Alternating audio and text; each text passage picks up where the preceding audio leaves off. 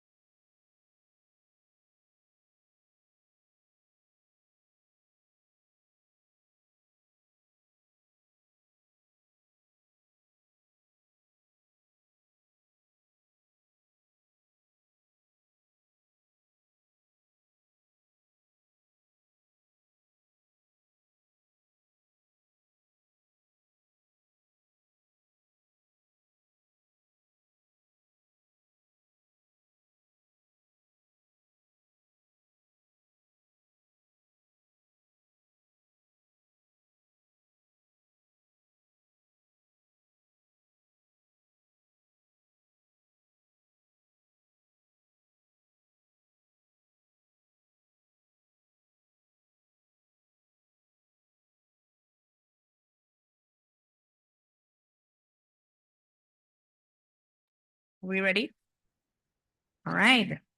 Welcome, everyone. We're reconvening to open session. Let's stand for flag salute.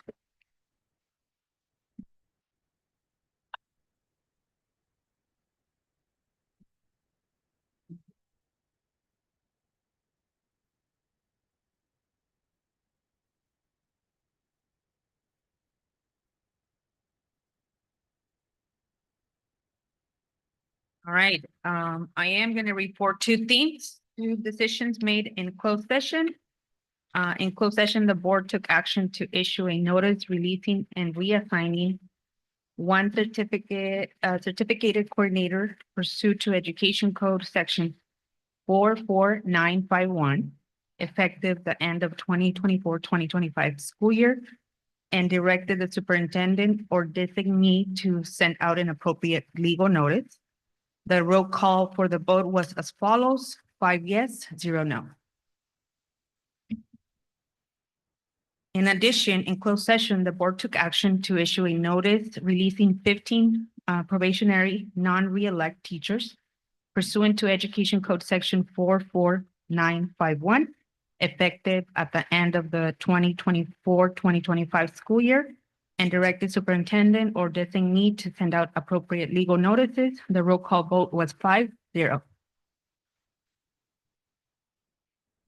All right, adoption of the agenda. I believe we have some edits to the agenda. We'll be discussing item 3, moving it to discussion item, moving item 12 of the consent agenda to discussion item, and moving item 16 of the consent agenda to discussion item. So do I have a motion to adopt the agenda? So moved. Second? Second. In favor? Aye. Aye. Opposed? Great. Now let's do public comment on non-agenda item matters. As a reminder, please don't move the mic. Set up a certain way. Also, you'll have 3 minutes and it's non-agenda items, and we don't have, the board does not engage in a back and forth. So anyone want to do public comment on non-agenda items?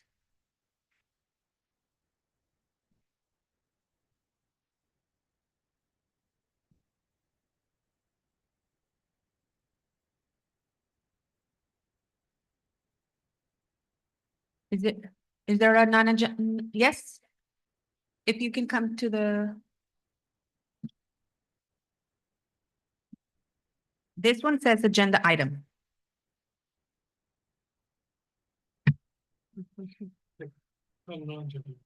Right, this is a non-agenda item, public comment. Welcome.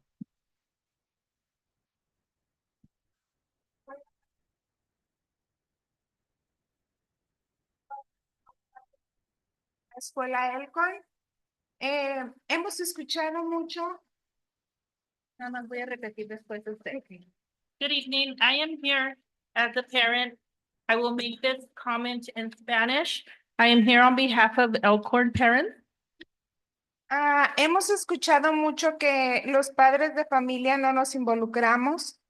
Es por eso que estoy aquí para agradecer la participación o el que este año nos hayan prestado a Cristal Santana como coordinadora comunitaria de los padres, bueno, como coordinadora de los padres. Y mi agradecimiento. I've been hearing a lot that us parents have not been very much involved, but I am here to express my gratitude for having the coordinator, parent or community coordinator, Crystal Santana, assigned. Nosotros hemos sentido que gracias a su participación, nosotros nos hemos podido involucrar más en todos los temas respecto a la escuela, ya que hemos sentido que hemos tenido las puertas más abiertas. Entonces, es parte, nosotros tenemos un sentimiento de gratitud y queremos pedirles que, si de ser posible, para el siguiente año escolar, tuviéramos una coordinadora igual como este año, porque hemos visto que ha sido una forma grande de abrirnos las puertas y podernos enterar lo que está sucediendo y cómo nosotros podemos ayudar. Maybe you can let her finish. Can you let her finish and then it translate or? Sure, that's fine. I just didn't want to make any omission, so I like to separate it in go ahead. parts, if that's okay. I want to tell you how to do your job. Go ahead. Okay. We have felt that thanks to her participation, we, as parents have been much more involved with the school. She has opened doors for us, and that's why I'd like to express my gratitude. And we would like to request that if possible, to have someone in her position next year, because we really have felt that having her there has opened doors for us in participation at the school. Entonces, hemos podido ver, algunos padres de familia están aquí acompañándome, respaldando lo que estoy diciendo. Pues hemos podido ver que hemos podido involucrarnos y poder respaldar y estar detrás más de cerca de la educación de nuestros hijos. Y es por eso que es importante. Tenemos un escrito con este respecto. No sé si tenemos. So I'm here accompanied today with several other parents who agree with and support my comments here today. And they agree that with the help of this position, we've been able to become more involved in our children's education. We prepared something in writing. Do we have time to share that? If someone additionally want to do public comment, they can. Si alguien más quiere pasar a hacer el comentario público, podrían. There. Go ahead. Is someone else going to do public comment? ¿Alguien más va a pasar a hacer el comentario público? All right, perfect. Then let's go. Thank you. Perfecto, gracias. And then we're going to move to the next public comment. Thank you very Thank you. much for giving us this opportunity. Thank you. And since we're interpreting, we're going to probably twice the time. 3 minutes for you to interpret and 3 minutes for the public comment. Para el público, como estamos interpretando, vamos a agregar 3 minutos a los comentarios públicos, 3 minutos para el comentario, más 3 minutos para la interpretación. Any other public comment? ¿Algún otro comentario público?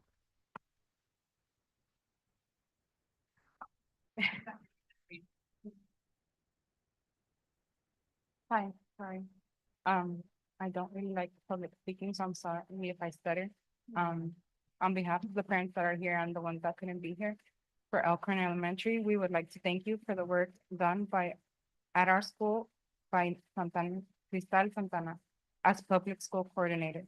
Ms. Santana has done an excellent job in our school that we parents are very grateful for. She has been a great help organizing and motivating our parents to join courses and activities at Elkhorn to better our children's education and overall well-being at their school. A few examples of what Ms. Santana has done at our school are in-person questionnaires for parents in order to find out what needs or worries they may have regarding their children's education. She has motivated us into attending different meetings such as Friday Cafecitos, ELAC, and Political Council. As members of this community, we are excited to see that for the first time in Elkhorn, other cultures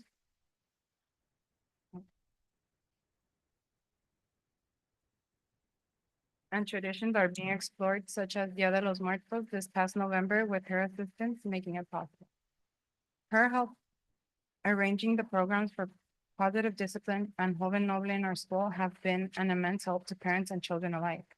She creates fun and positive activities for our students that teach them about recycling, civil responsibilities, and empathy. These are only some examples I can give, as I know I do not have much time to speak about each and every way she has helped better our school. The families at Elkhorn are very interested in the conservation of her position, as we've seen all the good she has done for us in this year that we have had her as coordinator. We would greatly appreciate Ms. Santana being allowed to continue her work with our Elkhorn families to create a well-rounded education for our children and a deeper sense of community for all of us. Thank you for your time. Thank you. Any other public comment? ¿Algún otro comentario público?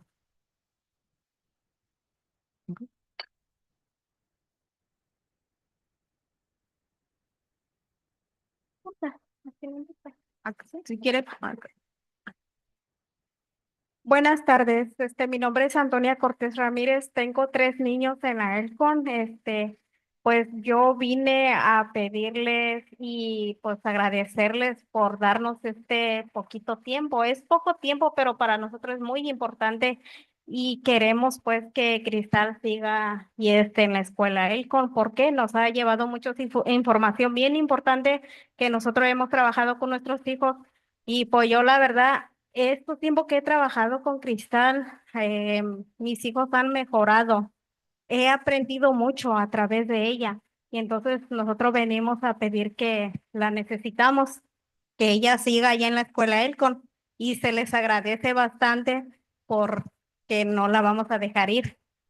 No importa cueste lo que nos cueste, vamos a venir. Si ustedes nos dicen, vayan, vengan otra vez, lo vamos a hacer. ¿Por qué? Porque para nosotros, ella es una herramienta para nuestros hijos y para nosotros y para la comunidad y para el distrito también. Muchas gracias. Muchas gracias. Hi, my name is Antonia Cortez Ramirez. I have 3 children at Elkhorn Slough. And first, I'd like to thank you for giving us this time and space here to speak with you. I'm here to say that we really would like Crystal to continue in her position at Elkhorn Elementary School. She has really helped us become more involved, has informed me so much of so many things. My children have improved while she's been at the school, and I've learned so much from her. We'd like her to continue working there. And we will come as many times as necessary. Whatever it costs, we will be here, and we thank you so much because we would like to see her again there next year. Thank you. Any other public comment? ¿Algún otro comentario público?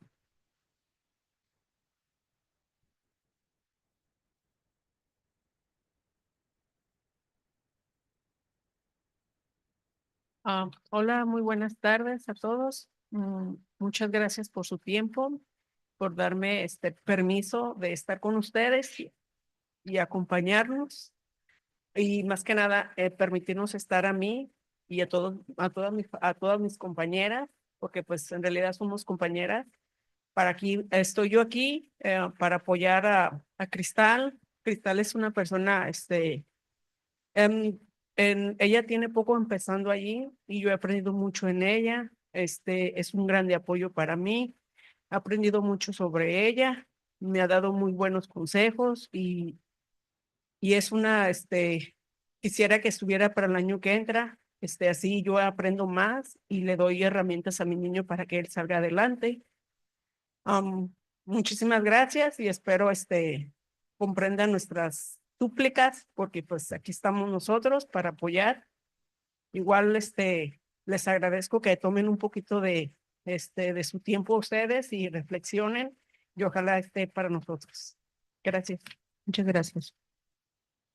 Good evening. Thank you for your time and for allowing us to be here and to share with you,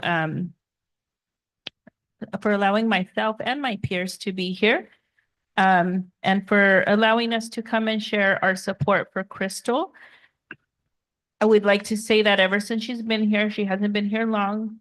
I had learned so much from her, and she's given me such good advice. She is a tool for all of us, for the school and for the district as well. And I would really appreciate it. And I thank you in advance for allowing her to come back next year to be here. ¿Algún otro comentario público? Any other public comment?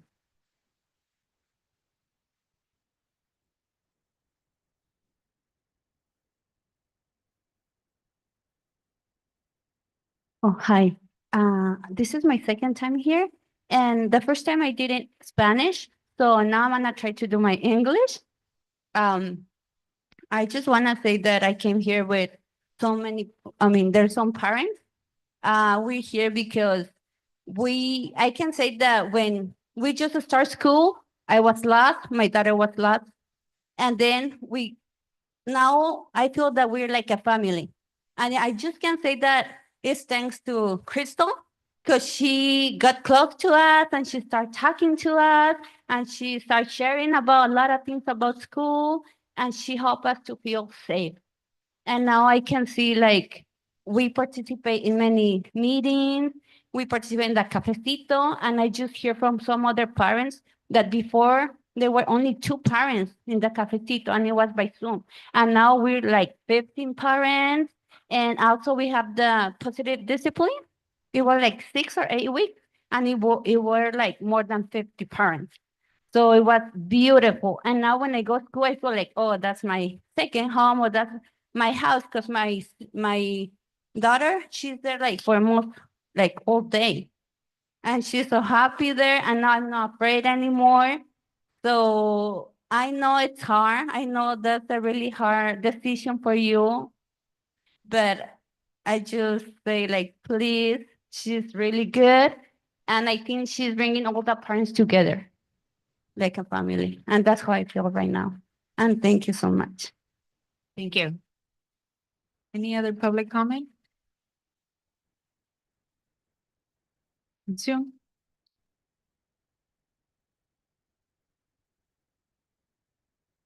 All right. No, seeing no more public comment, we're closing public comment. Thank you so much. Gracias por sus comentarios. No, así déjalo. All right, let's move on to recognition and presentation, the middle school. Right.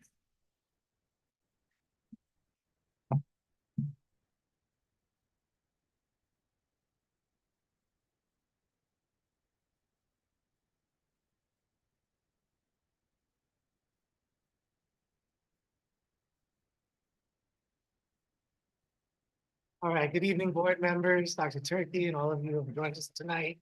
My name is Daniel Rimmer, and I really want to express my appreciation. Thank you for the opportunity for us to be here. I'm joined with our assistant principal, Ms. Megan Dukes, as well as 2 extraordinary leadership students, Andrea and Michelle. And together we are really excited to tell you about some of the great things that are happening at North Monterey County Middle School.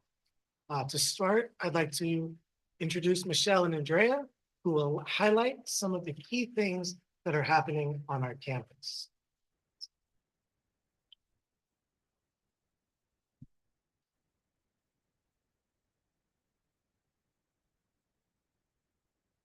My name is Andrea and I'm an 8th grader at North Monterey County Middle School. I'm excited to share some of the great things happening at our school. First, I want to talk about our Mesa team.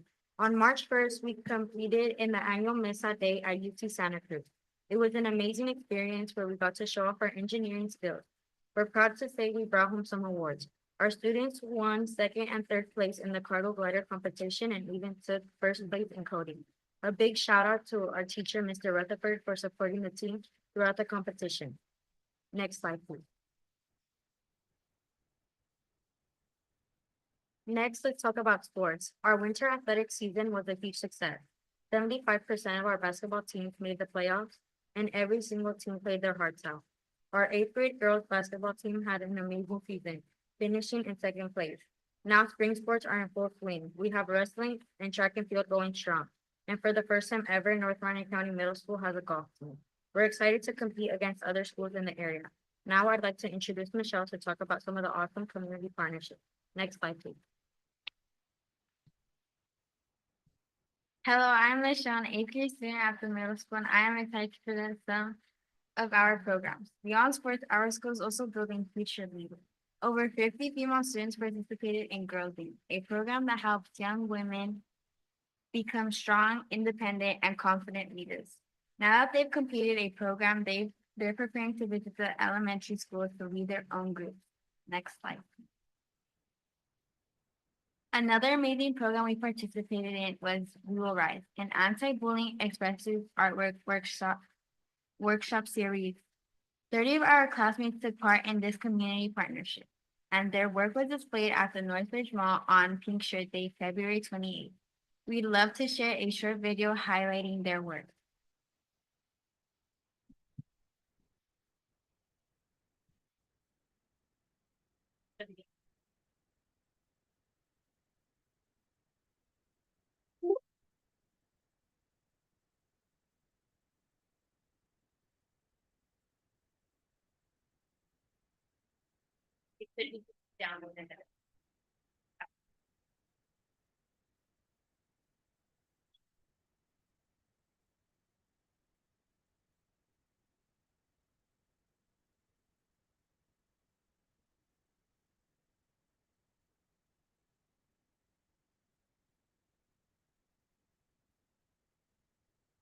North Monterey County Middle School students are using the power of art to take a stand against bullying. Led by the You Will Rise project team, they are transforming personal experiences into meaningful works of art. Students created personal maps and painted 2 large wooden panels, which will be pieces of a larger mural that will connect schools across local districts. Through this collaboration, their voices become a greater movement against bullying. Through art, our students are turning bullying into a conversation that sparks change, and together we rise.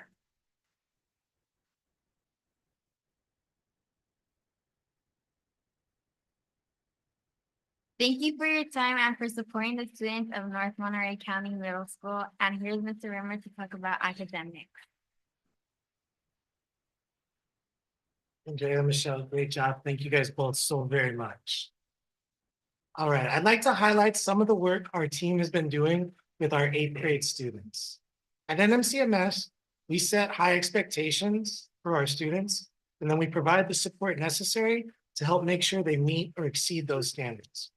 At the beginning of the year, we communicated eligibility requirements for end-of-year activities to both students and families. And I'm pleased to share that the vast majority of our students have been incredibly successful in meeting these expectations. For our students who are facing challenges, our 8th grade counselor, Ms. Garcia, leads a team of dedicated instructors, educators, and support staff, and they've all taken a very proactive approach in supporting these students. We closely monitor student progress. We host goal-setting meetings, provide parent informational nights through Capecitos, and offer targeted academic supports and interventions.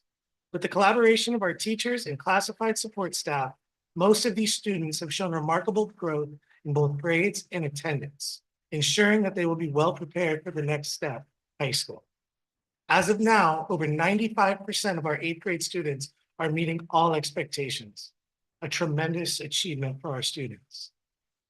One area to ensure rigorous and dedicated instruction that our team has been focusing on is fostering a structured learning environment where all teachers can teach and all students can learn and thrive.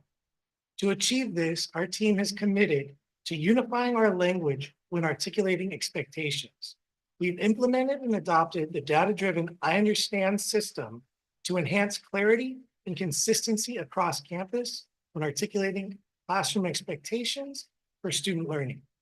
We've also developed a clear accountability system that allows students struggling with meeting these expectations to reflect and complete restorative actions and activities to ensure that they remain in good standing and are successful on campus. Since implementing these strategies, minor behavior infractions have decreased from 8.8 documented instances per day to currently 2.2. While this number may fluctuate, the positive trajectory we're on is encouraging. We really believe that by maintaining a safe and structured learning environment, we anticipate accelerated academic growth as our students are able to learn. I also want to highlight our math team, particularly our 7th grade math team, who have been actively engaged in the County Math Community of Practice professional development sessions. This work has allowed them to refine instructional practices and prioritize key learning objectives. As a result, we have seen significant growth in iReady scores across all student demographics, with many students on track to show more than a year's progress.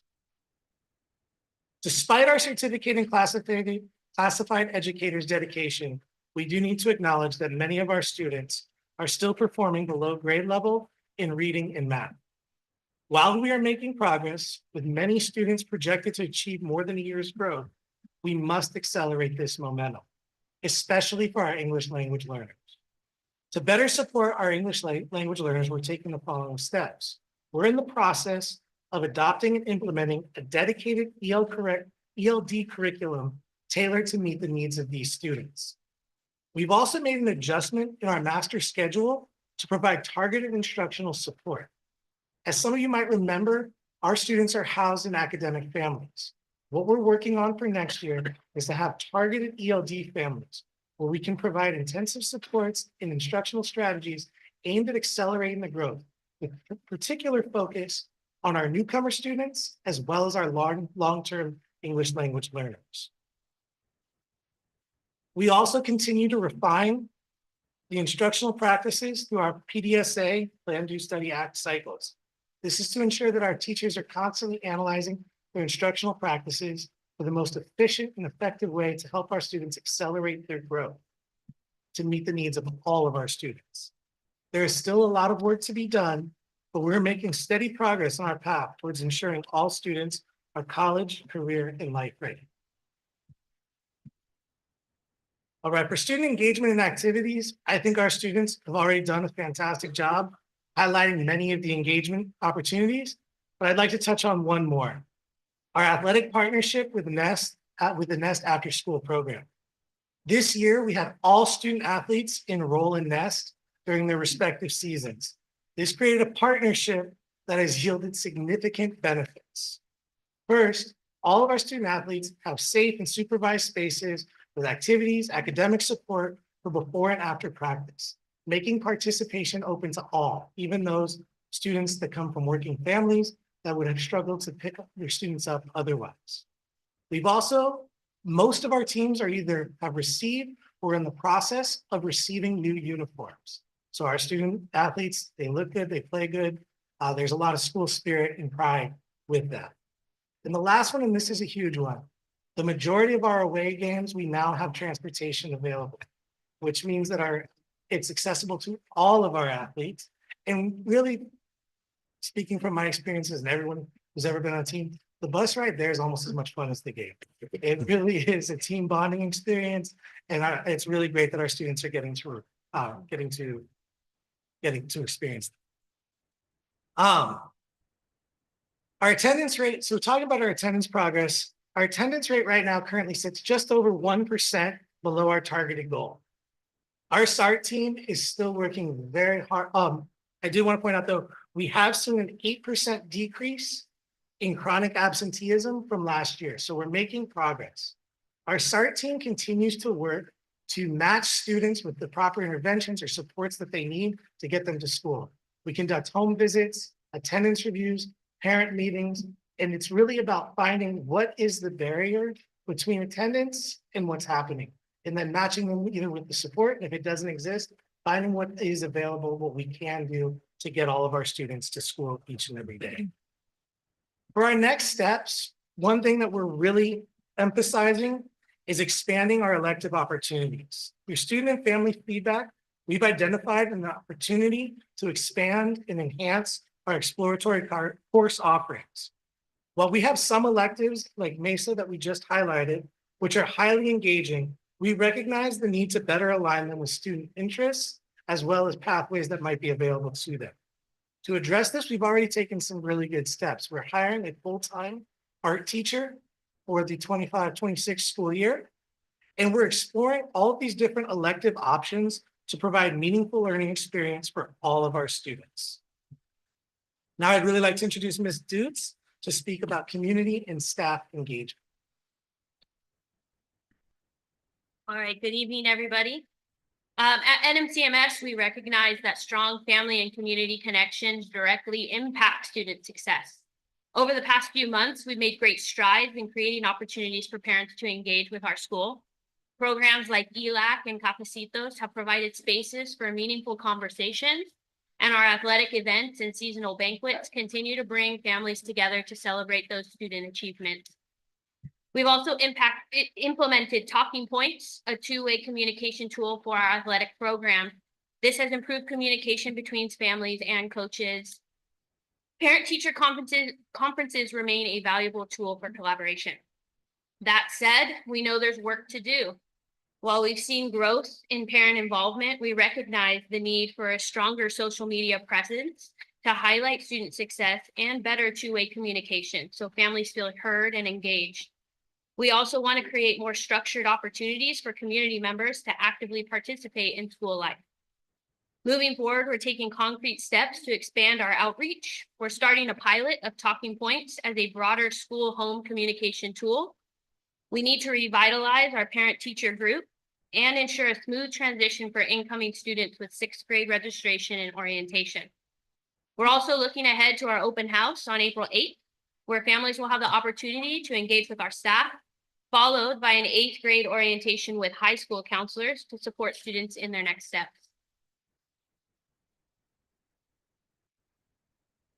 Just as student success depends on family involvement, it also hinges on a strong, connected staff. This year, we've worked to foster that connection by reinforcing our collective campus commitments during staff development, supporting leadership teams, and rolling out our I Understand Expectations initiative. These things have brought clarity and consistency to student expectations. Our February 3rd staff development was well received by staff, and we had a fantastic day of fun and learning staff-wide.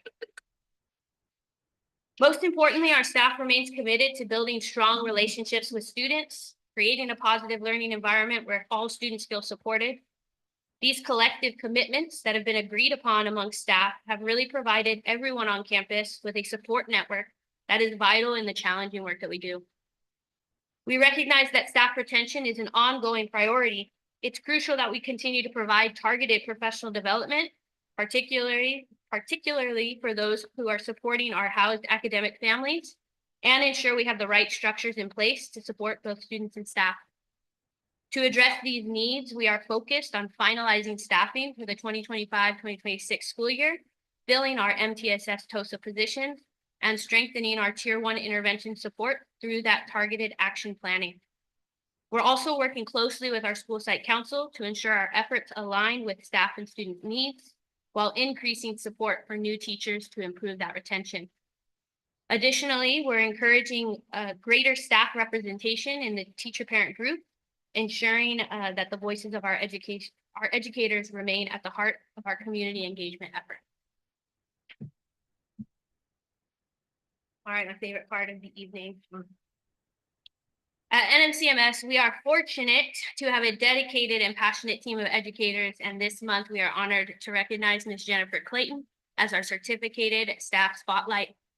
There's a correction that needs to be made on this slide because it is not just 20 years that Ms. Clayton has worked for NMCUSD, it is 25 years. So for 25 years, Ms. Clayton has been a driving force in our school community, consistently demonstrating her commitment to academic excellence and student success. As a 7th grade social studies teacher, she has led her department through successful improvement cycles, ensuring that instruction remains rigorous and engaging. Her ability to make content accessible while maintaining high expectations has a profound impact on her students, setting a powerful example for both learners and colleagues alike. Beyond the classroom, she is a dedicated teacher coach, always uplifting and supporting those around her. I have been by her side for the 12 years I have been at the district and have learned an incredible amount from her. We're grateful for her leadership, her dedication, and unwavering commitment to both students and staff. She embodies the values that we strive for at NMCMS, and I'm proud for her contribution. And now I'm going to turn it back over to Mr. Rimmer to recognize a few more people.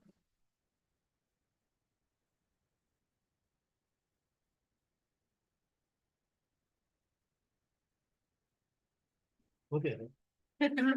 There it is. All right. Tonight, we are really honored to recognize Mr. Joel Rivas. He's a dedicated paraprofessional who plays a vital role in supporting our students in our special day class. Mr. Rivas is part of a team that worked tirelessly to ensure that these students have full access to and can actively participate in all that North Monterey County Middle School has to offer.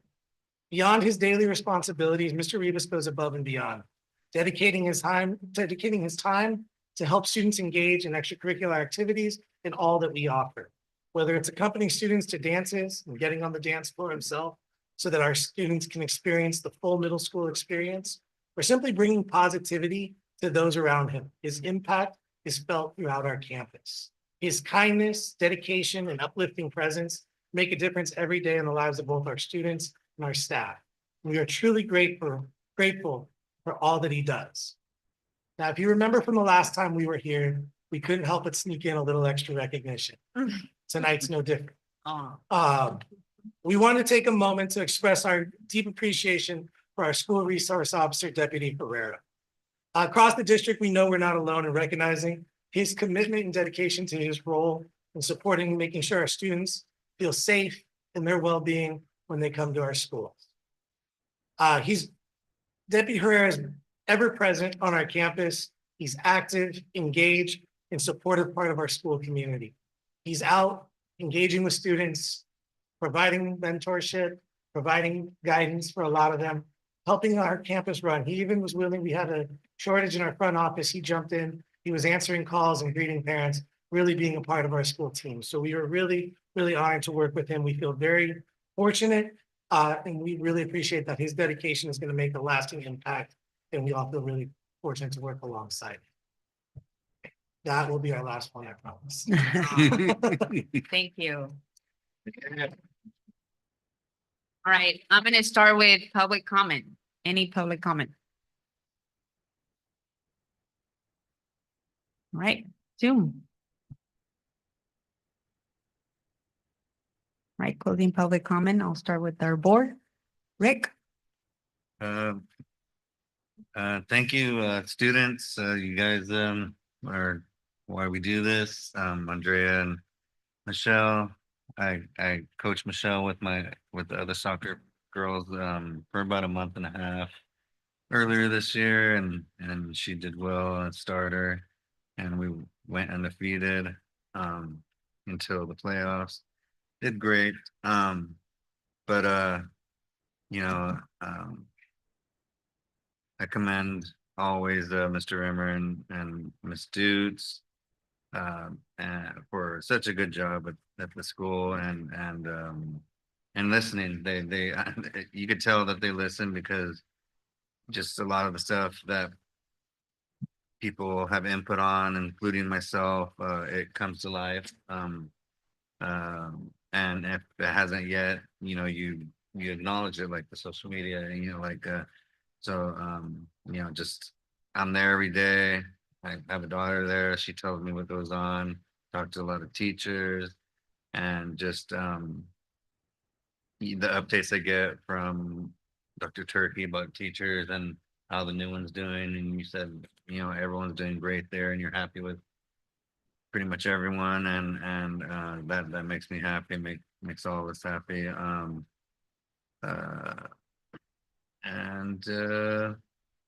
Yeah, I recently saw one thing that came to life is a weight room, which I've been advocating for a couple of years, and collaborative probably with a couple of teachers, maybe, like I heard of. That's great. The golf, and hopefully maybe starting off with Nest or something, get us into the flag football for the girls, where they could be ready for high school. Besides that, kudos as usual. Thank you. Thank you, Rick. Andrew? Just very well done. You both knocked it out of the park. Happy to have you back at the middle school. Glad to see that you're flourishing in your new role, Megan. It sounds like you're doing everything you need to get the school in the correct trajectory, and it's always going to be a work in progress. But with your dedication, commitment, and the plan that you have, you're going to see that progress, and that progress are students, right? And the impact on their lives. It's really about quality of life, access to education, and that's the difference between having not good outcomes and really good outcomes. So thank you for everything you do for our school district. One thing I would like to know more about is the I Understand system. Yeah. Would you mind explaining it, please? Yeah, I don't know if we can go back to the presentation because there's some visual aids that would help me. So I understand is we identified the three. Yeah. So we identified the three areas that we were seeing the highest number of behavior incidents that we thought were contributing to loss of learning within the classroom. And so every single one of our classrooms has those signs on it. And so we would, like, let's say, for example, students are calling out across the classroom. I understand you want to speak with your friends. In North Monterey County Middle School, we listen and stay focused while the teacher is teaching. And what this really does is it provides consistency. It provides kind of a grounding way for our students to really understand the clarity in these expectations, while also coming from a place of empathy. It's not about, saying what you're doing is wrong. I understand, you're excited. We're a social species. But at this time, this is what's appropriate. And so by building that consistency, we're starting to see a lot of clarity for our students. And our anticipation is that the more we build this, the more we have our collective commitments really align, then our students know exactly what's expected from them from one classroom to the next. It doesn't change. There's a protocol and a norm about being in North Monterey County Phoenix. And it's consistent across the board. So have you seen good results? We have, behavior? we've seen some progress. There's work to be done. Our seventh grade cohort this year is definitely asking for a lot of love in different ways sometimes. But they are making progress, and we are really confident that, you know, the best thing is that our team is working together, and we're working together to make a positive impact so our students can be successful. Thank you both. All right, Angela. Congratulations on your position, Liam. Thank you. So it's exciting to have you there. So I'm seeing lots of notes. Something you said right now, consistency. I really appreciate consistency that you guys are having at the middle school. From working with some of my coworkers here at the high school that then moved to the middle school.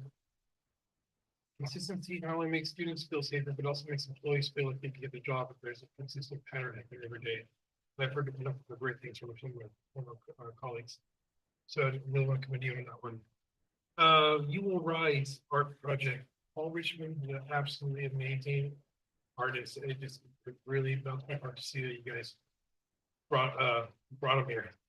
I think he runs a wonderful program, and I hope to see more of him in the program. I'd be remiss if I didn't do a shout out to our community schools coordinator, Lucy Celestio, who definitely made that partnership happen and did all the organization and planning and Yeah, he's flourish. that program and his heroes are outstanding. So thank you for doing that. What else I want to go to? Yeah, I just want. I'm saying this, but it's not directed to this school. I will be calling out every school from now on this way.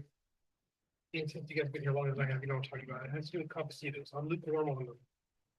Not the cafecitos per se, but we almost have this culture where like we're overanalyze stuff. We talk about stuff and then action doesn't seem to follow up. I'm not saying that's happening with you, but I'm just going to just challenge every school district that starts showing up. I love that you're doing cafecitos, but I hope that we grab the information from those and change the way we do business in our district where we actually start following up on the stuff that you're getting. And nothing makes me excited as a parent teacher. There's PTA, PTO, Yeah. PTP, Parent teacher I mean, whatever. PPG. Throw in there, parent teacher, whatever, you know. I really hope that that's something we start up with all our sites. So I heard you bring that up and I'm excited. I really hope that flourishes because I think that's probably the best way to really attach our community to our schools and create a good parent teacher organization. So thank you for all your hard work. Thank you. Martha. No, I just commend you both. You guys did a fantastic presentation and I'm just ditto everything that they said. Great job. Thank you. Dr. Turkey?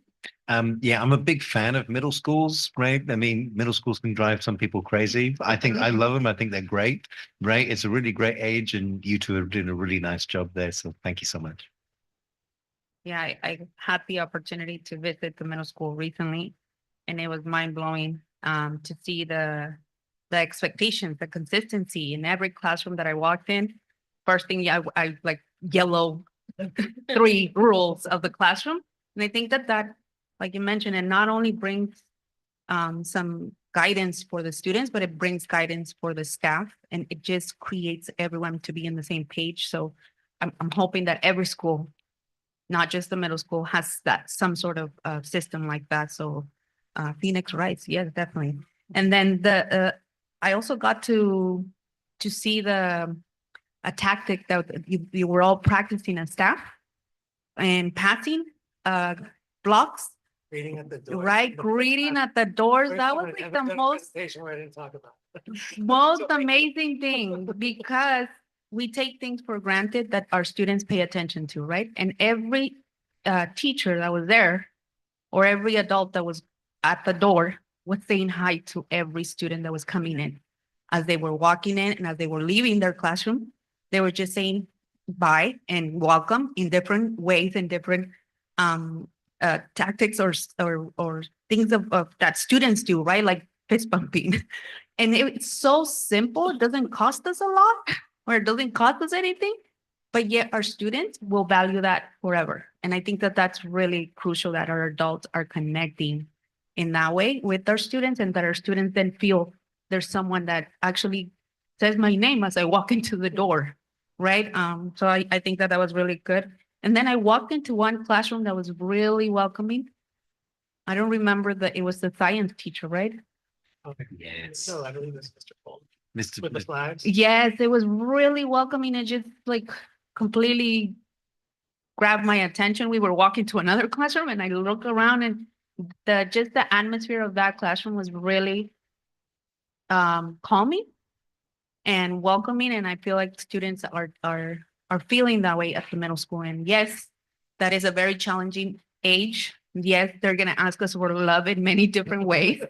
But I'm really glad that you all are doing such an amazing job with finding positive ways to show them that we care for them and we're here for them. So thank you.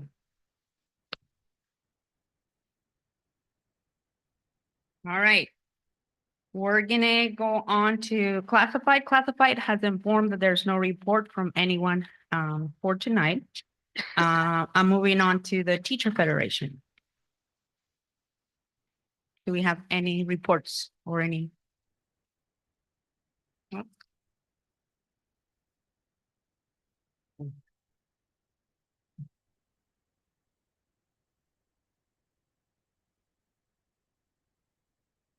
No? All right. Moving on. Let's do board reports, and I'll start with Rick. None. Awesome. Sandra.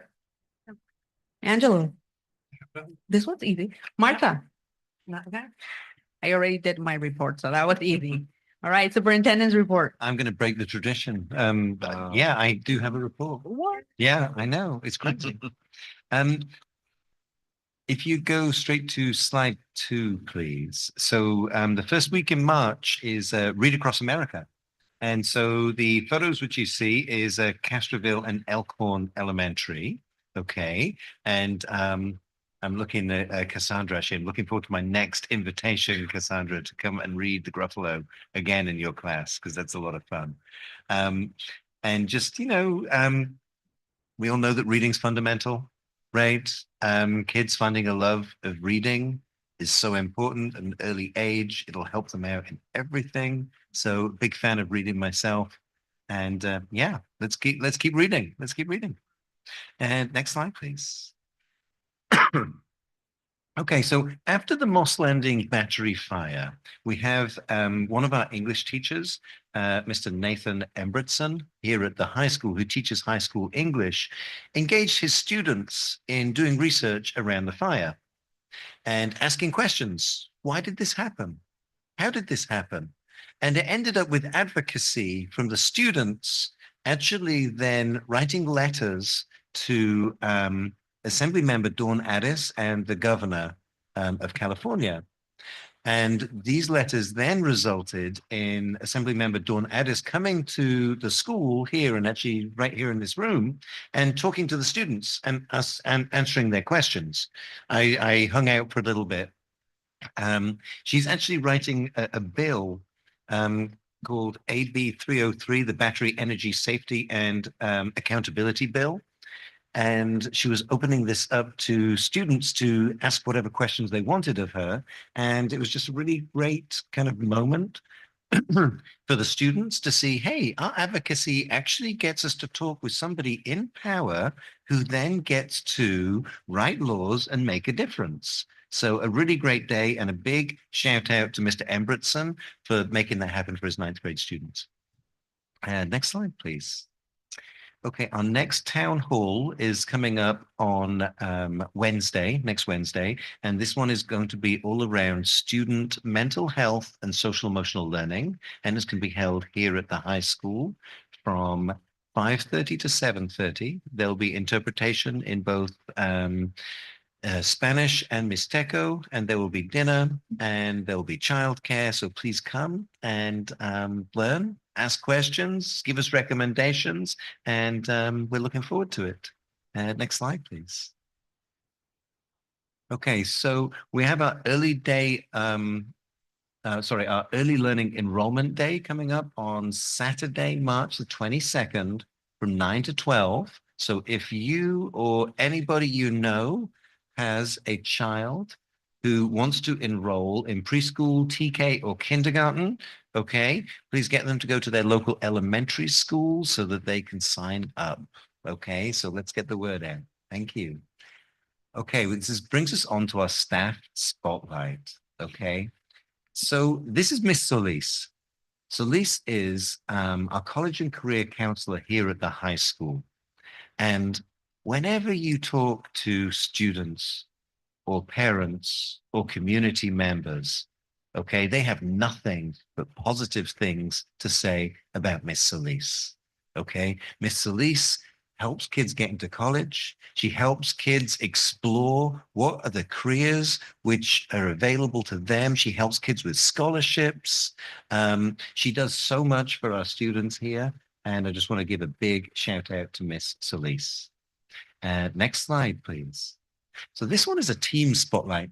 And this is for Carol and Jeremy. And Carol and Jeremy, between us, run our expanded learning program. And at the there's a couple of things I just want to highlight, right? At the elementary schools, they have started a kind of some sports leagues which happen there, okay? So you have each of them, they have their own uniforms, they go and they play against each other, and the kids love it. They're totally into it. It has really good atmosphere there. And they're doing such a great job, especially in the elementary space for expanded learning. And here's a shout out to Carol and Jeremy. Keep up the great work. Thank you. And that is it for the superintendent report. Thank you. Thank you very much. Awesome, those staff members. All right, we're gonna move on to adoption of the consent agenda with the addition or edits of moving item 3, 12, and 16 to discussion items. Do I have a motion? Any second? All in favor? Aye. Opposed? Motion carries. All right.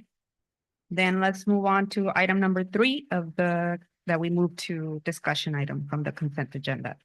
And that's approval of study for workforce housing. Yeah. Buenas tardes, trustees, Superintendent Turkey. Good evening, everyone. I'm here to present this proposal for this wonderful opportunity and project, which is for the educational staff housing feasibility study. And with me is Mr. Ralph LaRue, and he is the one with the proposal and with his company. So I'm not going to steal the show from you. So all yours, sir. Absolutely. We do have a presentation, and after the presentation, we are going to display the proposal for the trustees. Board of It is Trustees. fun. Yeah. Pleasure to meet you, Board of Trustees. I'm Ralph LaRue with Stacked Incorporated. I've been working with K-12 education project for 25 years, but also helping school districts navigate this anomaly of doing workforce housing where it's not a DSA project. You're representing a school district not used to doing developer style work. Currently, I'm involved with Santa Cruz City Schools, and in fact, you will hear on the news tonight that we got council approval, city council approval just 2 days ago.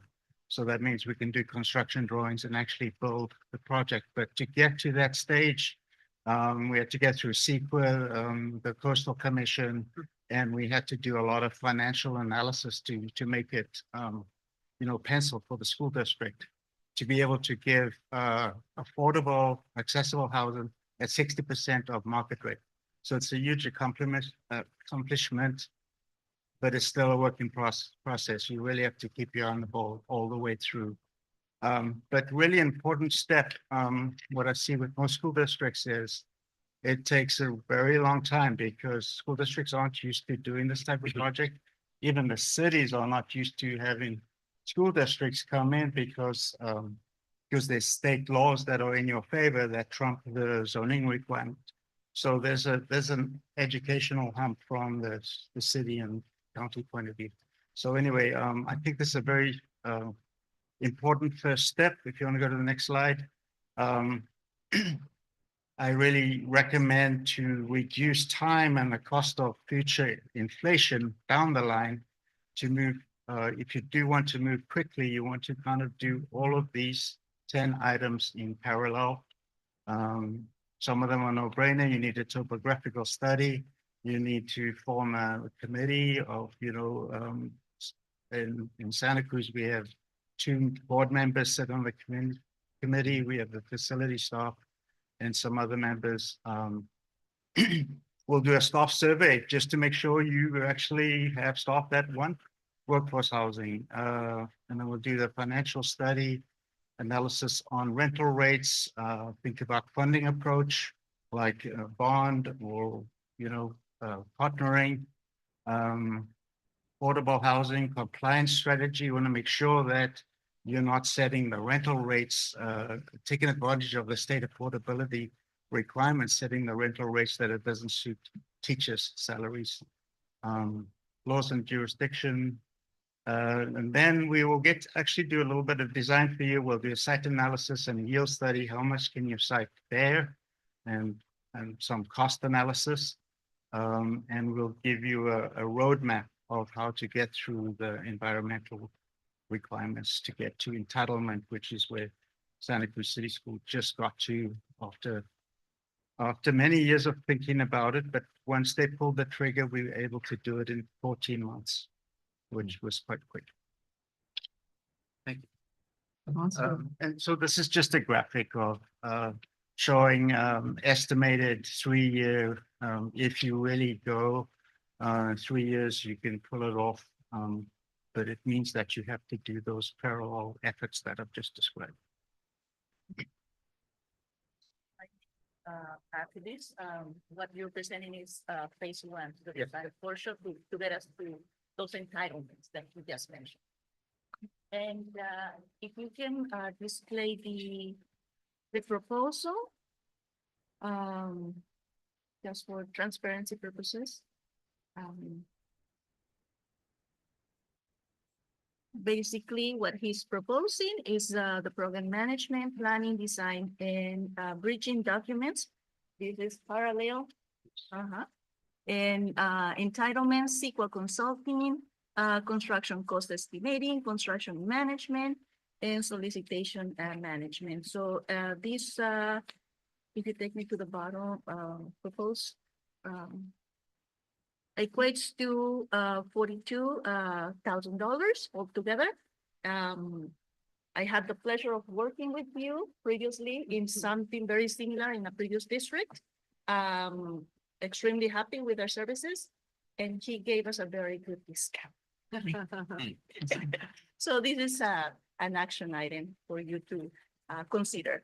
Awesome. Thank you so much. I'm gonna open it first for Just scroll up to the last page of the part that it doesn't show that it covers. Isn't there like a part that shows that what doesn't cover? Exclusion, yes. we do have exclusion. Okay. Oh, okay. So this proposal is for the facility assessment portion. With that in place, there's a lot to work to be done after that. It's not the end of the road. It's the beginning, but it basically will outline, give you a roadmap, give you a design which will form the basis of the CEQA, the start of the CEQA process. But that process will go, I'm thinking I can do this in 3 months, but your overall process is going to be about a year. So at that point, you can kind of do a go, no go, or maybe even during this process, if it turns out to be not something you want to do, then we can pause. But generally, I think you've got a great site. I think everything's in your favor. I know the Coastal Commission is more lenient. The jurisdictions are more lenient now. They turn 180 degrees from just 10 years ago. So yes, there'll be more work to be done. all right. Oh, Sorry. It's a California Environmental Quality Act. And any project that's going to have a big impact on the climate and the existing development area has to go through CEQA various studies, but then there's another overlay in that if you're a coastal zone, they want to make sure that people have good access to the beaches and the coast. And so the coastal zone requirements become part of CEQA. It's another study. But CEQA includes, traffic studies, air, noise, all of those things that will affect the environment. Entitlements. Once we clear those entitlements, that's the critical. So, yes, so what entitlement means is you've completed CEQA. You've also got planning approval. So this is not like DSA. You need the planning approval for what you're doing. And that is generally called entitlement. It means that you can now start doing your construction documentation to build the building. And entitlement takes longer than the design and engineering and permitting process in California. Basically, the blessing from all the agencies. Yeah. For us to proceed and incur into another expenditure to start the development of construction document, the blueprints. And so, Right. Thank you so much. I'm gonna open it to public comment.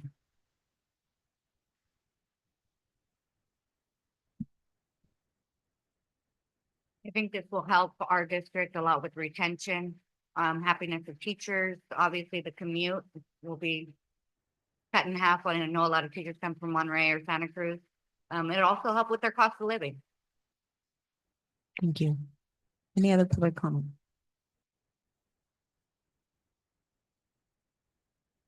I would say as a teacher, I think it sounds like a great idea, but $40,000 is a lot, especially when we're currently at a freeze money-wise this past week. And we and our CTE department still have not been able to spend the money that we should have gotten at the beginning of the year. It's March, we've been asking since November, and now we're hearing that there's no money. So to me, I would say no. Thank you. Any other public comment? All right, soon.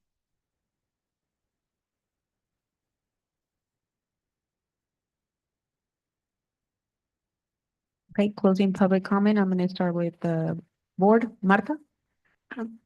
So I know that this is something, we've had that moss landing site. This is something that we wanted to be able to utilize it. We've tried to with the Santa Cruz Breakers and that fell apart. This is something that we thought would be good because they're going to partner with, our school and the soccer program.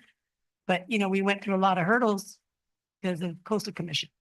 So I know that we did some research and called the Coastal Commission to find out if this is something that they are promoting, because a lot of other districts are, but when you're in the coastal zone, it's a whole different ballgame. And these exceptions, is a different ballgame too. That environmental impact and all those extra costs that we have to do. We obviously know we need a bond in order to even complete this project. So this is just the beginning stages, right? Like you mentioned. So I know that, we've had that property sitting there for 20 years. And we want to make use of it. Not only will it benefit the teachers and, all the things that we talked about, but it will be revenue eventually coming into the district. And that's an area that it's a win-win when you look at it that way, to benefit both sides. So my only question is, I understand this is the first stage, but all these exemptions and everything, those cost factors, I guess we need a better understanding on that process. And those fees, because then we need to know there's a lot of steps in just going for the bond. We have to invite the community. We have to let everybody know what we're doing. So,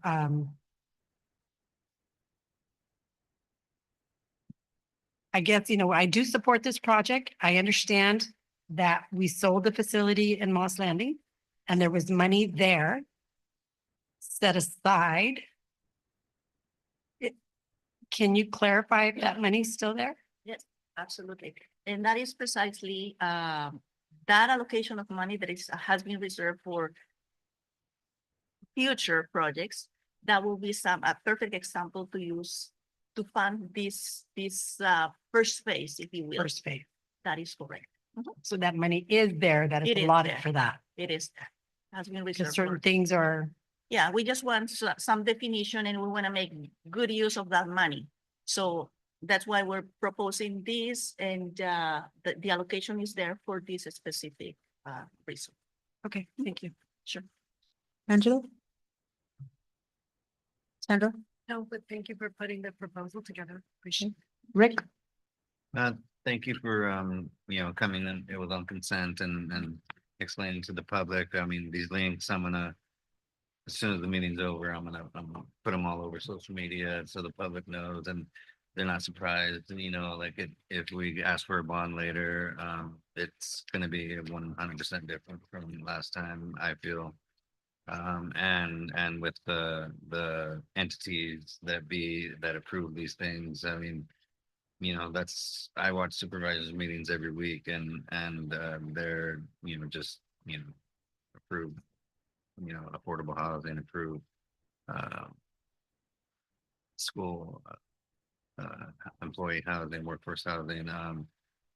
So it's an investment, that's what I was hoping the property would end up being for, and I'm very happy for it. Thank you for coming. Yeah, just thank you. I heard it's a process that's gonna take time and a process that's gonna take investment so we can get something from it. So thank you so much. This is a motion item. I motion approved. Any seconds? Second. All in favor? Aye. Opposed? Motion carries. Thank you so much. All right, moving on to section or item 12, approval of new job description for EL support assistant. So yeah, it'll be Curtis who helps us with this. Hi, Curtis. Hello. In front of you, we have the new job title called EL Support Assistant. This is a revamp of a SIPA 1 job description that has been in play for a few years here. So there were modifications in conjunction with CSEA. I met with them, negotiated the changes to the job description and the changes in title. So in front of you is the outcome of our negotiations with the new title. Thank you so much. I'm gonna open it for public comment. June?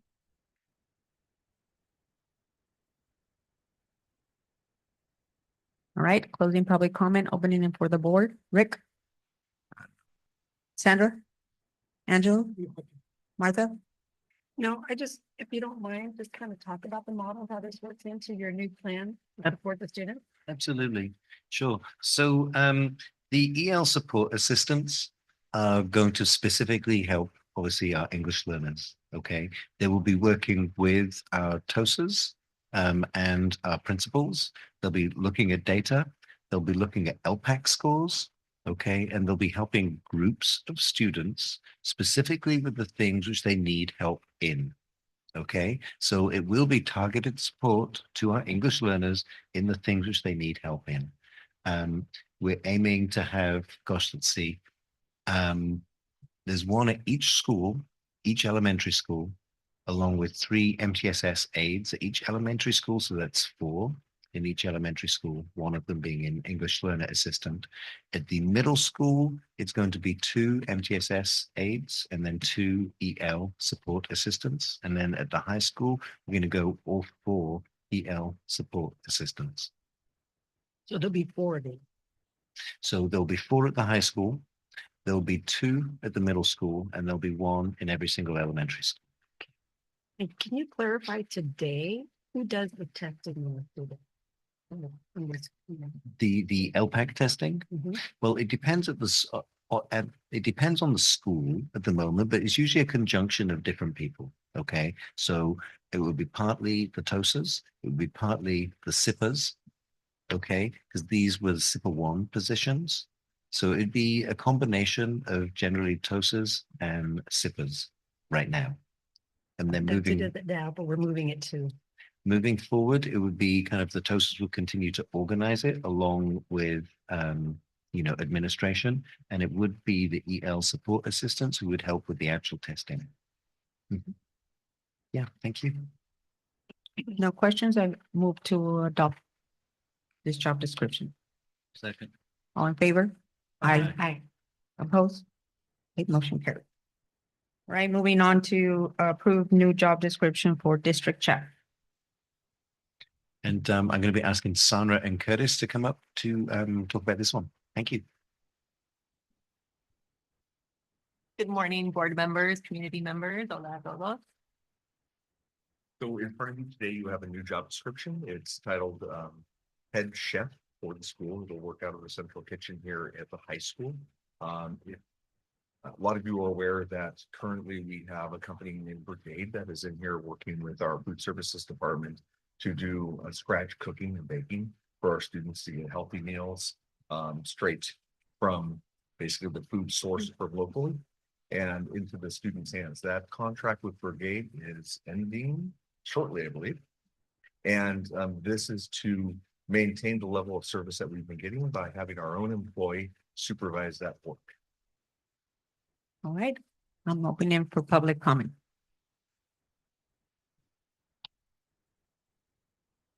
The only thing I would ask of whoever is in this position to also take into consideration children with special needs.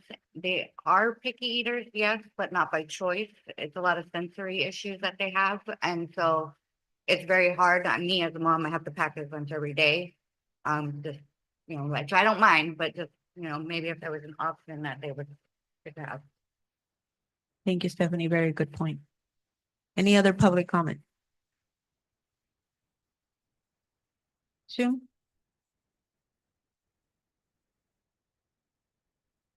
All right, opening it, closing public comment and opening it for the board. Rick?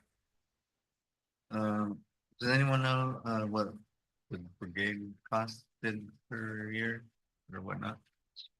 Yes, I do. Let me just pull out my calculator because I have the number per month in my head.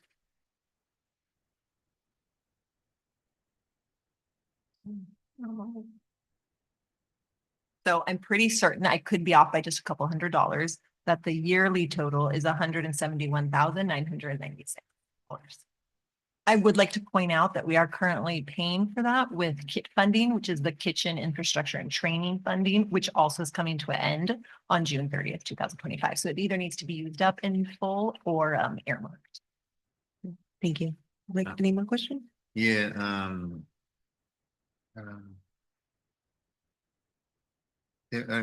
there was mention of we've gone over the past, it's not new, but like surveying like students, but that's easy for the, kind of older, high school and middle, is there any type of thing that for the middle, the elementaries, I hear a lot of mixed things about the elementary students, how they like food, but I do know that it said 25% of. Oh, yes, what I recently shared. I would share that it is mixed at elementary. In this journey that our department has started with increasing scratch cooking and investing in kitchen equipment and trying to provide better, higher quality, more nutrient dense and also delicious meals, we have definitely started at the high school. It has trickled down to the middle school. And now our next focus is indeed the elementary schools. Okay, great, yeah. Cause just knowing like whether like, kids don't like bananas, like for instance, I see my daughter, she's 7 and it wasn't her, but there's like conveyor belt of getting the, the food and those kids are throwing their fruit away, their banana, I think. Some, just maybe if there's something else or what they do or don't like. I see the new cereal, I'm not sure how that's going. I'm sure a lot of kids like it and whatnot. That's it. Thank you so much. You're welcome. Thank you, Rick. Sandra? I guess my question is this a standard position in other nutrition departments to have a chef? So yes, there are, standard. Yeah, I would like to remind this board and our community Our nutrition department at North Monterey County Unified School District is a trailblazer, and this department has been at the forefront of many movements related to farm to school, scratch cooking. I'm not trying to toot my own horn because I began here after a previous director, and the team have been working towards this end goal for many years. So to answer your question, yes, there are some districts I could point to, like Hayward, Mount Diablo, Pleasanton, Santa Clara, San Luis Coastal, Greenfield, San Ramon, Live Oak, and Vacaville. Those are all districts that have some sort of district position chef versus a brigade chef. If we were to go down the list of districts in the area that have brigade chefs, there are many as well, because many are embracing this new food movement and kind of working towards similar goals. Okay, and how is the salary determined? Because this is a six-figure salary. So this salary is the grade 1 salary on the classified management schedule. So what criteria did we use to come up with this salary? So I did suggest this salary, and I suggested this salary based off the need of our ever growing and ever expanding department to have an additional person at a leadership level, meaning like a supervisor level in our department. And so I picked the top tier of that because this position versus our current supervisor 2, which is at a different grade, there is a distinction, and then that this person's primary focus would be on the culinary, whereas the scope of our other position is much more vast. Okay, so you already have a supervisor and you want an additional supervisor position that is a six-figure salary. So I just feel like what I'm hearing is, I don't know that there's enough justification for why we would start the salary at this price point, and then what comparisons do we have for people doing similar work at a similar district? That's what I would like to see when we're setting rates for what we're going to be paying different positions. Was Curtis involved with this process, or? I got Curtis's approval, but Okay. I did do this. I picked this. It's not that I chose the amount. I just followed our district's salary schedule. And I think Curtis might have a few Yeah. things to add. Yeah, what I was gonna add on that is, looking at some comparisons, this actually is the lowest For Greenfield? What does management Greenfield salary pay? that we offer in our district. So this is grade 1, which is the starting salary for a classified manager. So what is Greenfield paying their chef? I do not have it. Okay, and does this person manage people? Yeah. Yes, yeah, supervisors, managers, plans. How is that different than your current supervisor? That's different. Our current supervisor also supervises across our school districts. This person would be housed primarily at our central kitchen, which is here at our high school, since this is the heart of our culinary endeavors. And again, the area of focus is very strongly on the culinary side. So if we could look at the job qualification, it requires a strong culinary background, which to me is the biggest distinction between these two. Okay, so this person is going to be primarily preparing the meals. I wouldn't say primarily preparing the meals, but is going to be writing the recipes, overseeing the preparation of the meals. Yes, getting hands in there too with the preparation of the meals, but it's strengthening and maintaining our culinary standards, which are high. It is not an easy feat to create a delicious, culturally appropriate, locally sourced, seasonal, and also in compliance with all of the state and federal regulations that we follow. So yes. So who that on would your be the primary team focus. is responsible for getting feedback if the meals are well received, if there's food waste? Who on the team is responsible for? So that one is really a team effort. The way it currently works is our sites report that information to our supervisor and myself. So who at the site is doing that reporting? How do you get that information? Well, we talk to our sites on a daily basis, so we check in quite regularly. So your line staff is giving you this information? I mean, what does that process look like?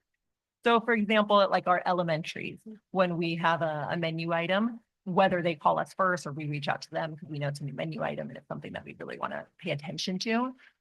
It could be a phone call or it could be an email in which they just share their feedback in terms of heard great things, kids loved it, share tables.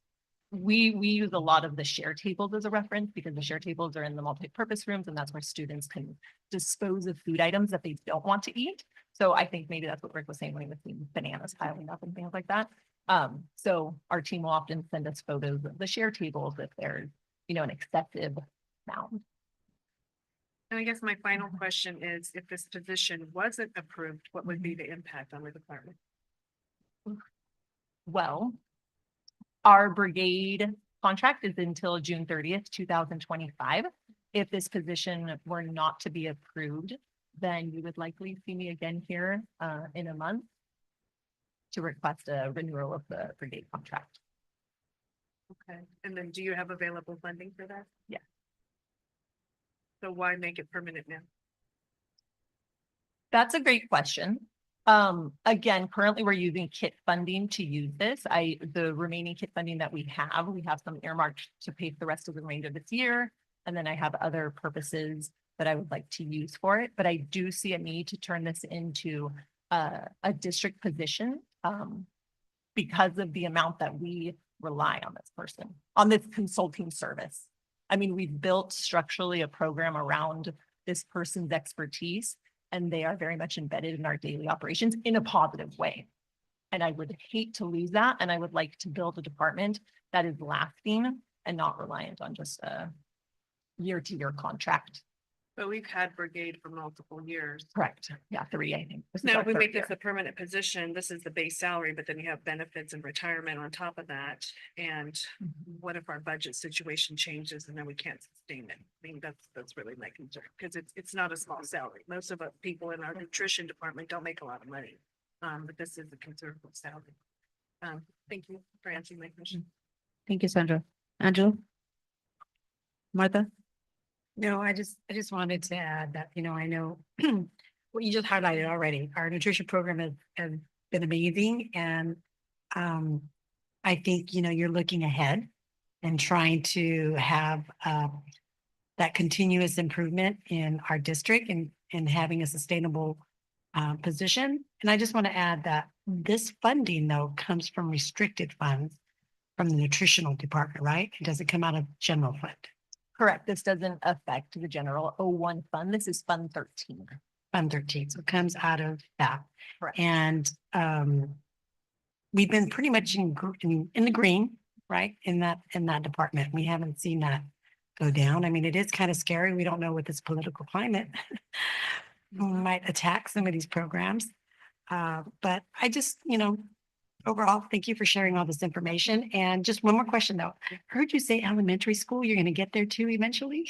Yeah, well, I mean, I am proud to share that this month we, for the past couple of months, we've been trying and putting a little bit more effort into focusing on the scratch cooked items at the elementary. And I think we finally nailed it and got a good win with a barbecue, an organic Mary's chicken drumstick with barbecue sauce and cornbread. And it was a huge hit at the elementary. So we're pretty happy with that. So yeah, parents have been telling me they can't wait. You know, we brag about what's going on here at the high school and they say, when is it coming? And I thought it's because of the state-of-the-art kitchen. I said, well, they have a state-of-the-art kitchen here. They don't have that at the elementary school. Yeah, it's a little more challenging, but there are ways. But to it's get it, so possible. it It's is what I'm possible. hearing because I didn't know that. So thank you. Thank you. I don't have any questions. This is a motion item. I move to adopt this job description. Second. All in favor? Aye. Aye. Opposed? Okay, 4-1. Motion carries. Thank you. Thank you. All right, moving on to adopt resolution 2024-2530, proclaiming March 2025 as Women's History Month. Okay, so that is going to be me talking about this. So March 2025, yes, is Women's History Month. And this resolution celebrates the achievements by women and recognizes women's central role in United States history. The theme for Women's History Month in 2025 is Moving Forward Together, Women Educating and Inspiring Generations.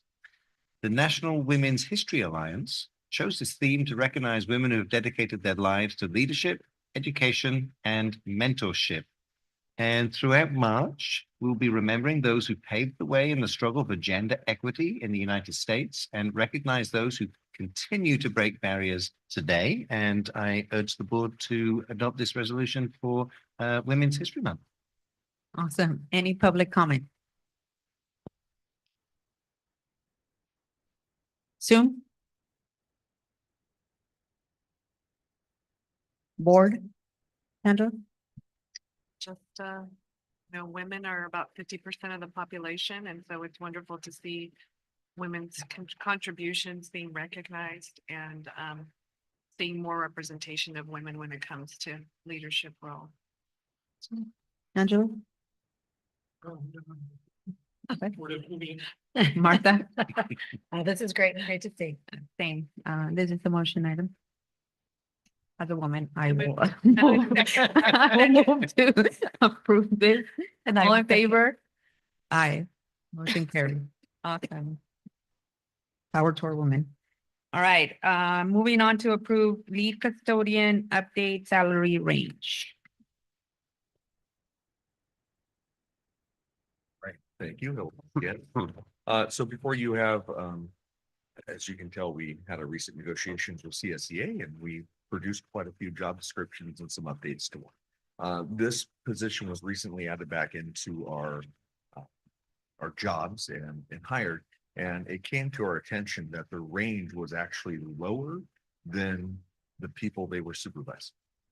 So the lead custodian actually ended up being at a lower range than the head custodians want to use. So we corrected this and we followed suit with the other grounds and root grounds. And so we followed the suit and agreed on the new range here proposed at 30. Awesome.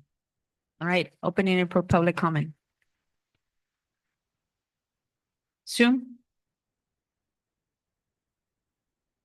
Closing public comment, board, Martha? No, I'm just glad that you're leveling up field. Angela? Sandra? Rick? No. I don't have any questions. Thank you, Curtis. Thank you. This is a motion item. I will do approve. Second. All in favor? Aye. Aye. Motion carries. Moving on to recommendation to receive Teachers Federation Sunshine proposals. Curtis, don't sit down. Just stay there. I want to thank All right, back. So in front of you this evening is standard yearly practice of opening with our sunshine proposals. I'm digging through all my papers for this evening. So it is common practice to open for the district and AFT to both open on the same evening with our proposals for the evening. So our districts or the district's proposal openings are for Article 17, leaves of absences, Article 18, compensation, and Article 19, health and welfare benefits. And AFT is opening with Article 13, class size, Article 11, calendar and hours of employment, and then two common ones, which are Article 18, compensation, and Article 19, health and welfare benefits. Awesome. Thank you. Public comment.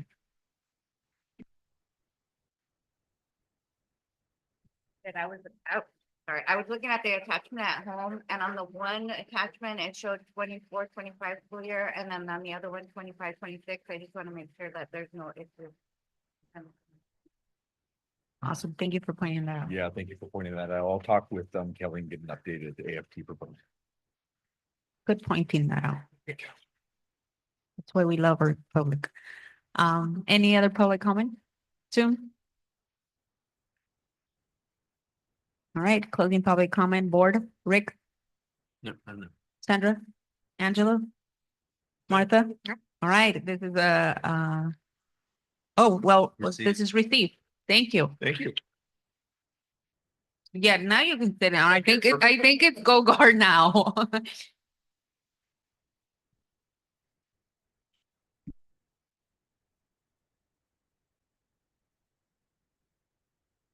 You're doing the switcheroo. Okay.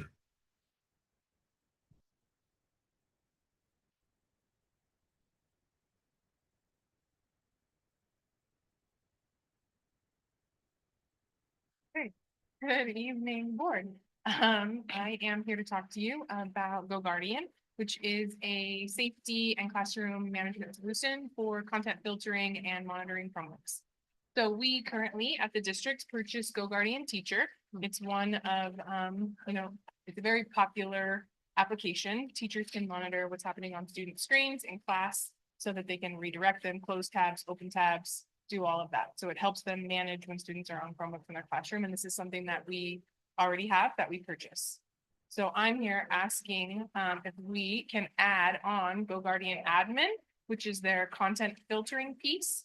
So currently we filter strictly through our firewall, which requires a high level of management and understanding, and you're not able to like disaggregate your policies based on grade level. So we're filtering for all students.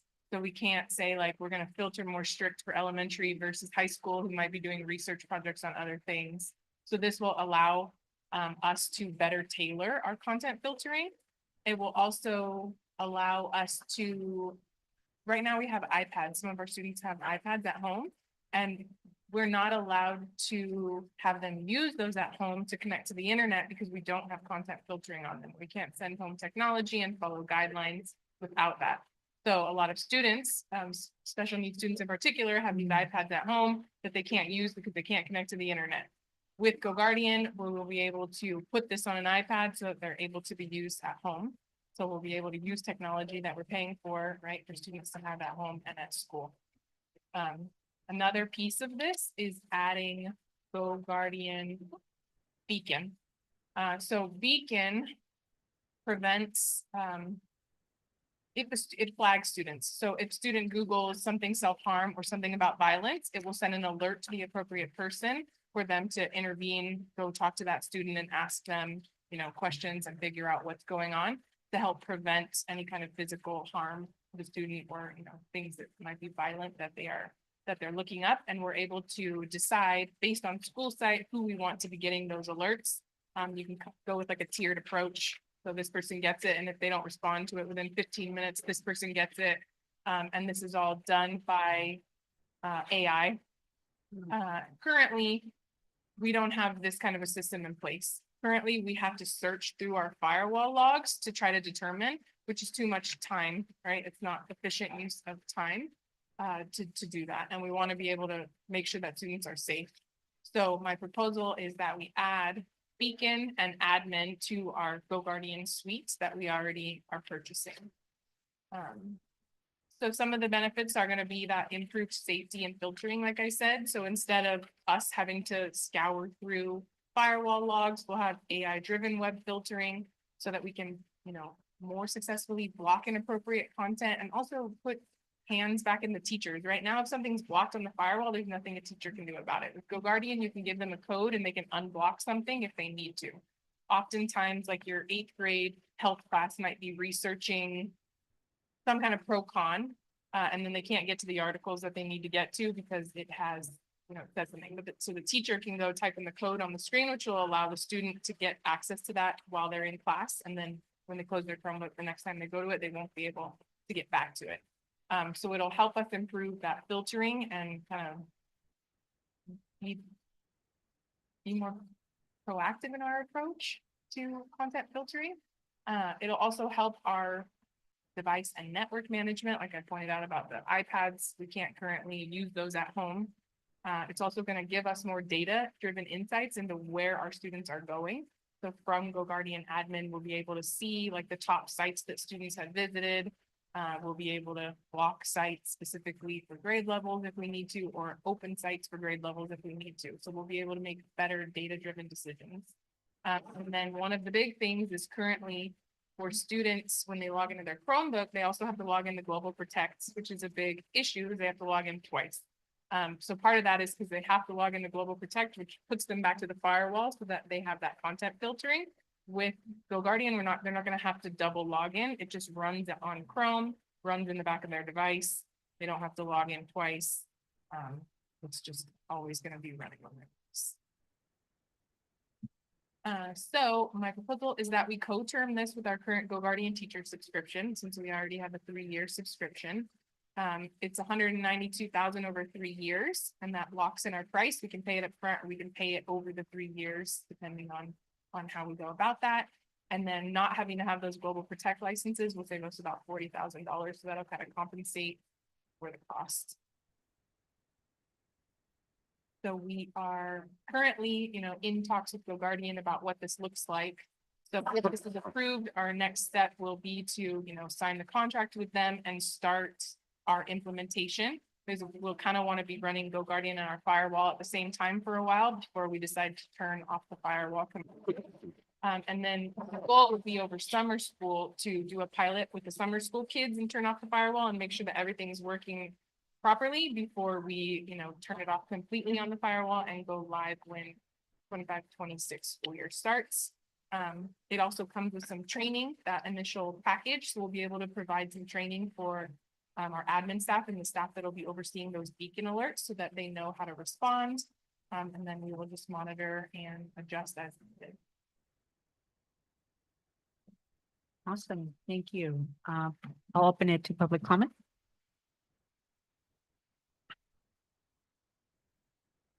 Cassandra Quaylar, second grade teacher.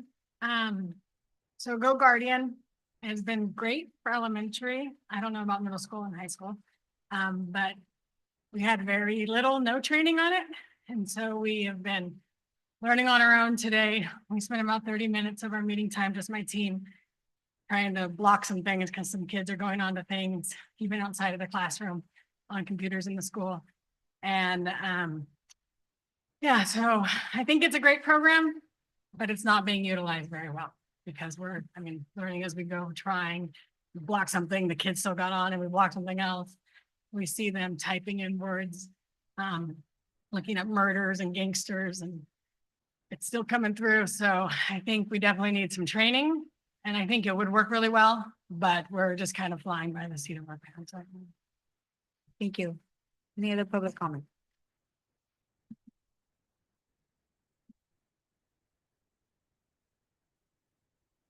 Hi, Renee Pritchett, I'm here at the high school, and I can echo some of what Cassandra said, but in fairness, I don't use GoGuardian hardly at all because I know the kids already have it all figured out and know how to work around it so that they can still look, if they're doing a test online, they have it figured out. So I don't have it figured out, but they have it figured out so that they can still cheat by looking up answers to things online while they're taking an online test.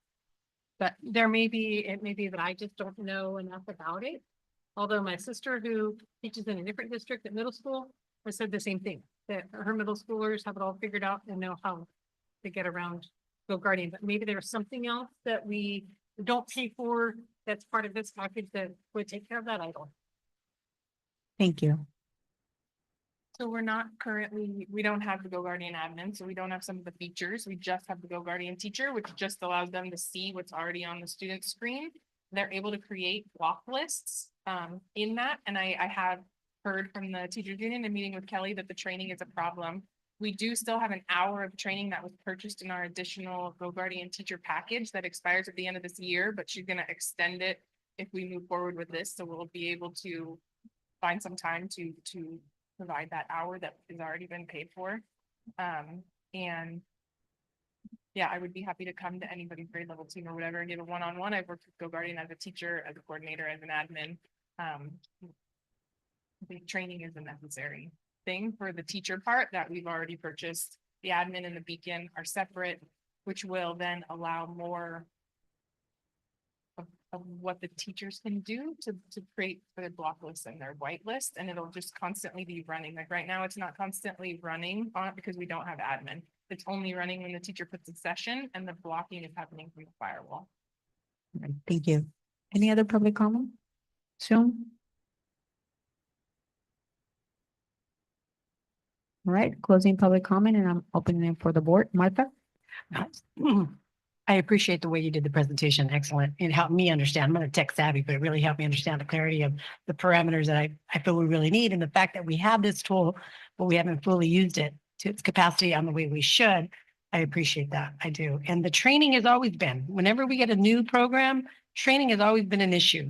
So that is so important, right? To make sure when you do buy a new package, what does that training consist of? And that way everyone's on board with that training. So we don't want to waste that time either, right? So appreciate it. Thank you. Thank you. Angelo? Well, thank you for taking the initiative to, making one program with more efficient for the teachers. What I'd like to push is when we talk about training, how we get paid for an hour. I hope that every department looks at, we need more than just 1 hour that you get people funding, no matter what, to get the appropriate amount of time to train. So we need more, yes. Yeah, that hour was already part of what happened before me that hasn't been used, and then I'm getting an hour for the admin beacon part, which is a less amount of, right? Yeah, I guess everyone would say, just say after you exhaust those 2 hours, that's that you need more hours. It's a must. Yeah, and I'm very familiar, like I'd be happy, I already had slides of that. We're very excited. We're Happy very to go. excited in the short amount of time we've been here, the direction you're taking our IT department. Is where we get to, like, whatever you need from us, we're gonna support it. Sandra? I really appreciate your plan to pilot it with summer school students to see if the technology can be effective in the way you're. My question would be flagging students at risk. If high school students, middle school students are kind of funny. They'll say stuff like, go kill yourself. So what would that process be like? It's flagged and we call 911 or, okay, what would it be like if you can help me through that? Yeah, so a student searches something that triggers the flag, which it has to be something violent or self-harm. Okay. The person that we set up as we set up an alert tree, they either get a text or an email, depending on how we choose to set it up, that says, there's a beacon alert, such and such. You log into your portal, you're able to see a screenshot of what the kid typed. And then it has all of the parent contact in there. So then you can, go talk to the student. Oftentimes it's something silly and they talk to the student and then you mark the action as complete and you put a little bit of notes. That way you have a record of, that way if the kid does it again, you're like, well, we talked to him once. And if it's not, then you address it with the family or counseling or the next step. So it's not like an initial trigger to emergency. It's just alerting you that a kid did that. And then it keeps alerting you every 15 minutes till you follow it. So you just have to pick the appropriate tree. So you're gonna be doing that tree of response? Yeah, and it's interesting. I mean, Curtis has a point here which he wanted to raise, but I actually get these alerts through when we do state testing. Okay. And sometimes on state tests are for some students stressful, and they type some things into there, and then essentially I would then alert either kind of like site admin or the mental health team to follow up with students, because oftentimes you do get cries for help, right? And then it's up to us to respond to those cries for help. Curtis? I actually have an administrator that saved the student's life based off of the alert happened at home.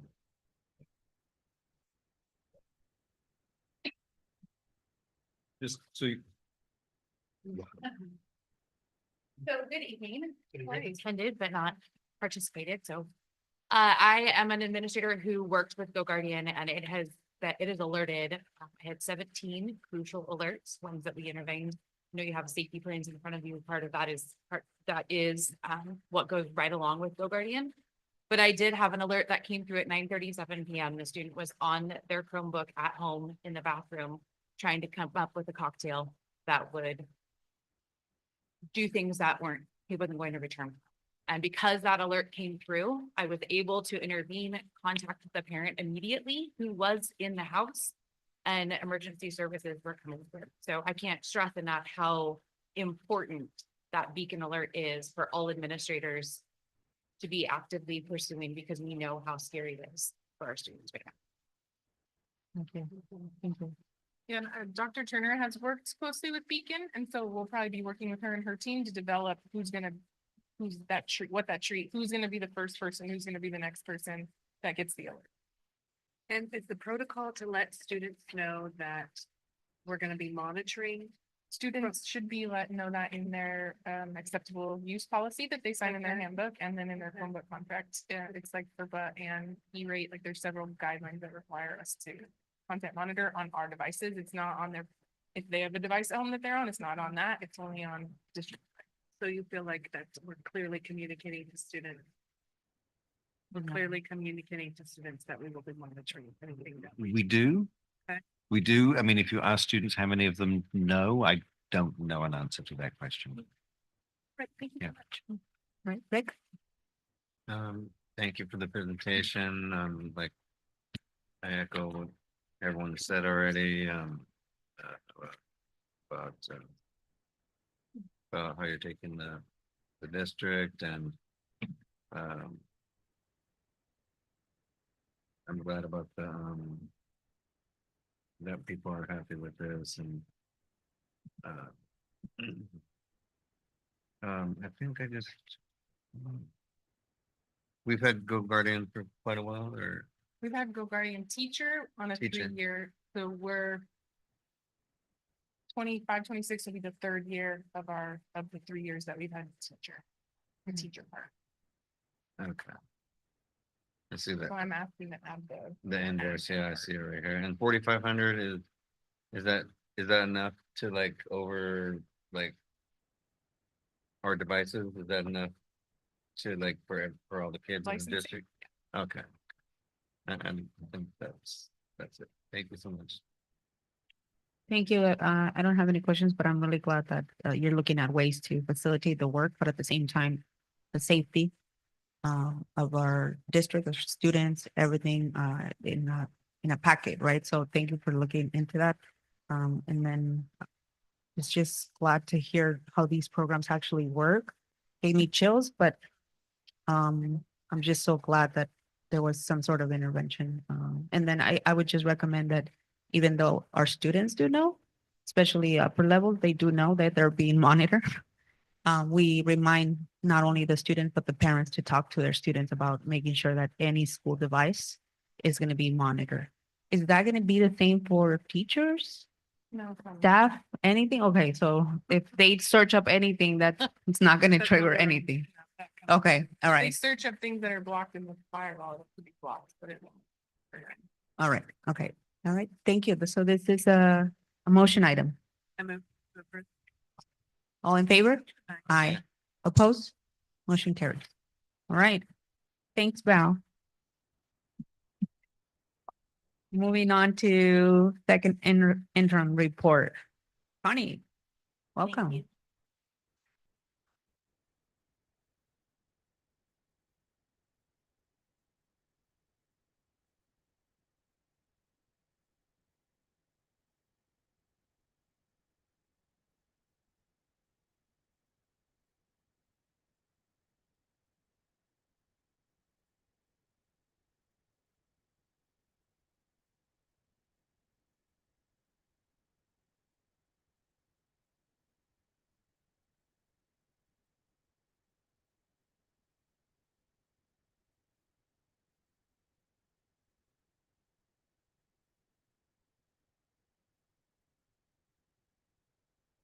Good evening, trustees.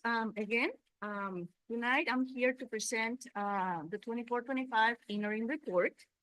Before I start with the presentation, I just want to acknowledge the fiscal team for the effort in developing and helping to get us to this point of completion. With the understanding that we do not have a director of fiscal services. I wanna specifically say thank you, Sandra, for the help. You rose to the occasion. You totally helped us and kudos to you and the team for this. Thank you. It's a team effort. Okay, so the second interim report obviously captures any accounting between the period of November 1st and January 31st of each fiscal year. The reason for these interim reports basically is to achieve a self-certification, 3 options: positive certification, qualified certification, and negative certification. And we have to present this to the County Office of Education by March 15 of each year. Some of the planning factors used in the development of this second interim report are listed here. I just want to highlight the ever-changing cost of living allocation and the pension contributions impacting our budgets at large. We, the district, believe in balanced investments in students, programs, employees, and operations, resulting in improved student outcomes. Our shared goal is to achieve high-quality education, programs, and operations, provide fair and competitive compensation, while maintaining fiscal responsibility. Before I even present you with the actual data coming from our escape and SAPS reports, I think it is important to walk us through the chronology of our budget since we started. So it's almost like the budget cycle, if you will, but telling the story. So we started with the adopted budget in 24-25. And we only had about 2 weeks to complete the budget development. So we needed to have this budget completed and have an adopted budget to comply with the state. In September 2024, we had the unaudited actuals for 23-24. We recognize COVID funds, carryover, and some capital improvement needs. December 24, first interim report, we accounted for all the unaudited actual changes, closing of vacancies, settlements of negotiations, capital improvement, and obviously the completion of the AB 1200 public disclosure. Tonight, we are presenting the second interim report. This includes right-sizing in position control, some reductions in the 4s and 5s, and with a collaborative approach, we are going to start working on the budget development. June 2025, adopted budget will be pretty much completed. It will be presented to the Board of Trustees for the review and consideration. And closing of the books for this current fiscal year will be September 2025.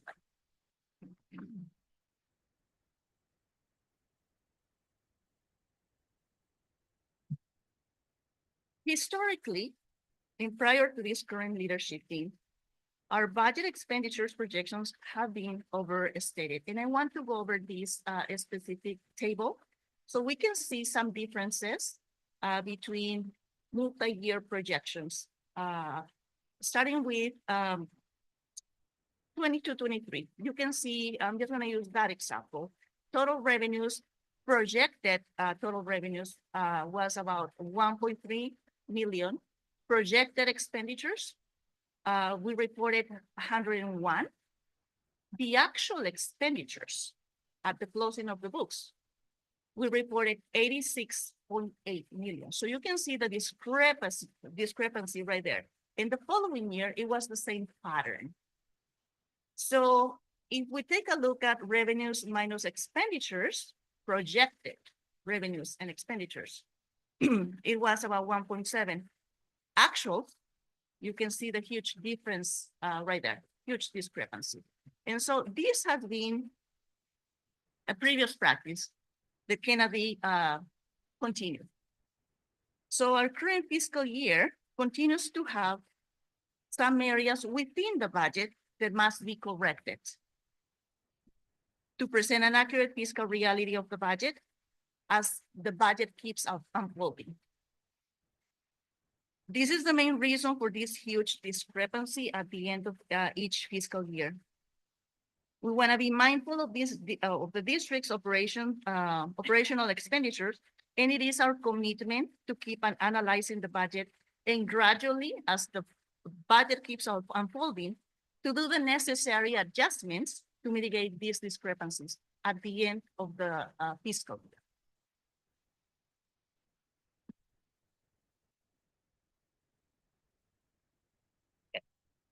So now we're going to start presenting you with the actual data that is within our projected revenues. So for total projected revenues for the unrestricted general fund, we are reporting 69.6 million on the unrestricted. Restricted side of the house, 23.9, making a total of combined reserves of about 93.5 million. Projected expenditures. Unrestricted projected expenditures, total expenditures, we are reporting 64.7 million. Restricted expenditures, 46.4, making a total projected combined expenditures of about 111. If we go back to the previous chart, you'll see the difference that is creating a huge discrepancy that is going to be adjusted as we continue doing this analysis. This is another way to portray by percentages the previous info that I provided in reference to projected expenditures. So plus minus 73.4% represents our salaries and benefits combined.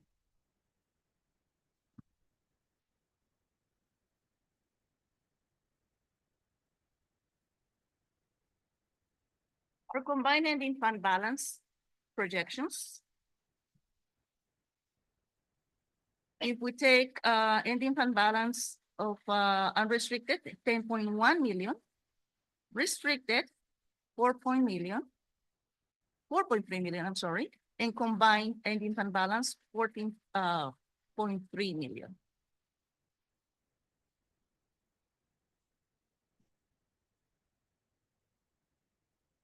So tonight I'm presenting you the self-certification overview. Basically, it's a positive certification with the understanding that we did the necessary projected adjustments to the budget to meet our fiscal obligations for the current and subsequent years. Obviously, this certification is based on what we know now on second interim, contingent upon assumptions and projections remaining to be the same or better. So when we say better, it's part of those analyses that we continue to do to recognize the differences or discrepancies.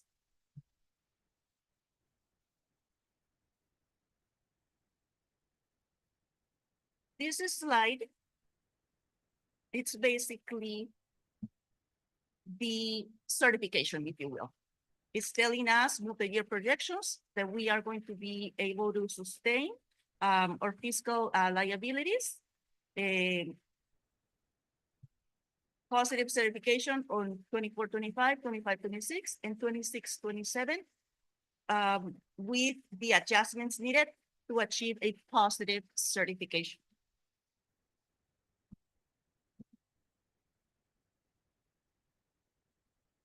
For transparency purposes and to report what we know now with information that we have in this second interim report, those are the adjustments with the understanding that these are contingent upon the analysis and the findings that we will need to do in order to reduce that gap or that mitigate that gap towards the end of the fiscal year. You might be wondering what are the next steps to do these adjustments.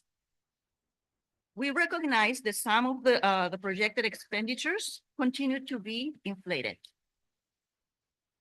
And it is the responsibility of the fiscal team to review the budget balances against the actuals to make the necessary gradual adjustments to achieve this or to close the gap or the difference between projected budgets versus actuals. We will be here, and it is my commitment to come back on the 27th of March to provide you with a more accurate report. As of now, the fiscal team, we are working on doing a deeper analysis now that we have the model in place. Upon posting of this budget model, we will be able to rerun those reports and do a final analysis so that we can account for all these reductions that we are presenting tonight and provide you with the most updated information. At this point, I conclude my presentation, and I am more than happy to answer any questions that you want. Thank you, Connie. We hear they're all having cost attacks. Martha, you okay? All right. Let's open it for public comment.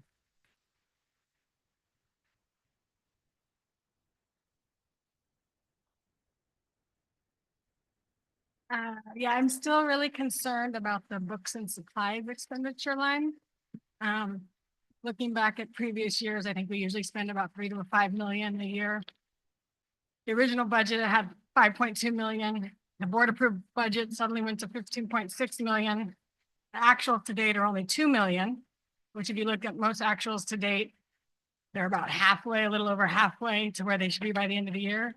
And yet our projected year totals are 11 million. So just wondering about that line. Why, if we plan to spend 11 million or what we plan to spend 11 million on, when we've only spent 2 million at this point.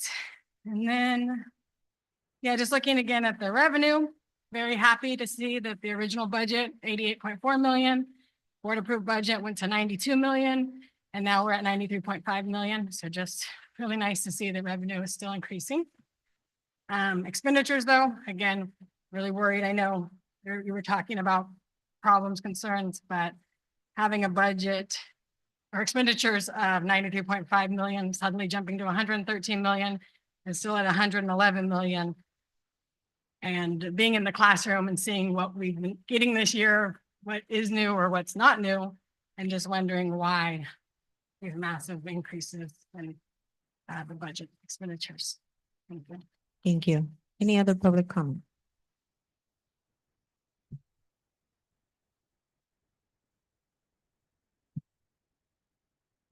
I would echo some of what Cassandra said, and we're in our department in CTE at the high school. We're still trying to find out. We've been asking since November about our budget. And the deadline to spend money is coming very soon. And we just now finally got notice this week that Antonio is going to meet with us next week. But as far as we can tell, we should have like 150,000 in CTE monies to spend that we haven't been allowed to spend at all, including the monies for the certifications for my students that I've been asking for all year. It's about $2,000, and I still have not, my students still have not been able to do their ServSafe certifications, which usually happen in August and September. And then the last report that we got was that we don't have any money at all. So we're really confused and wondering where our money disappeared to, if it should specifically be for CTE. Thank you. Any other public comment? Sue?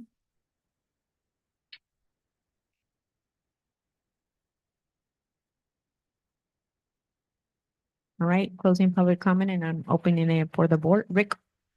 No comment. Sandra? Angelo? Martha?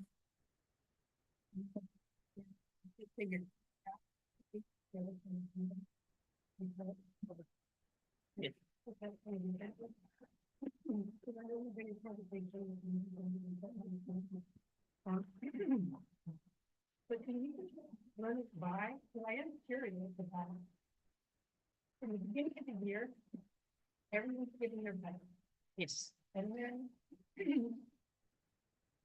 if they don't spend it, but how does that go? I mean,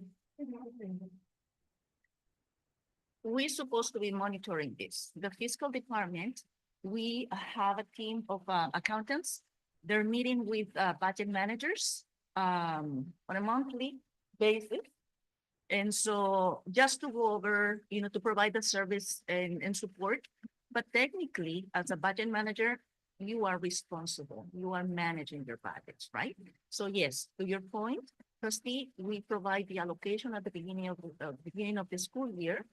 And as we keep unfolding or how as the budget behaves, it's this ebb and flow of information between accountants and the budget manager to accommodate for any budget transfers or maybe doing some movements within their own budgets, right?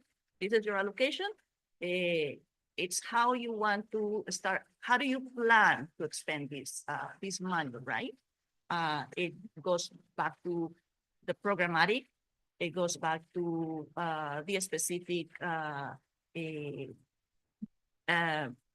class or program or site, their specific needs, but it is a shared accountability for all of us. And you also mentioned that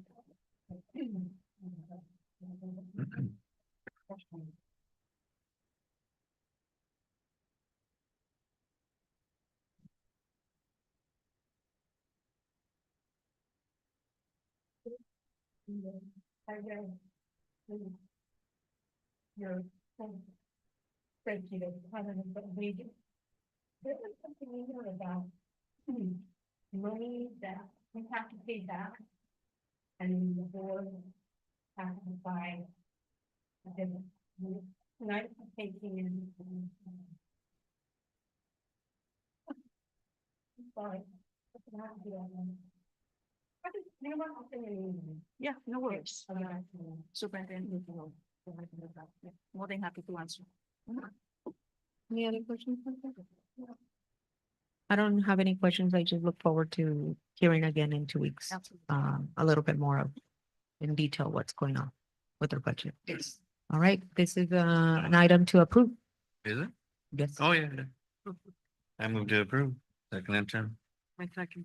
All in favor? Aye. Aye. Motion- Any opposed? Motion carried. Thank you, Connie. you.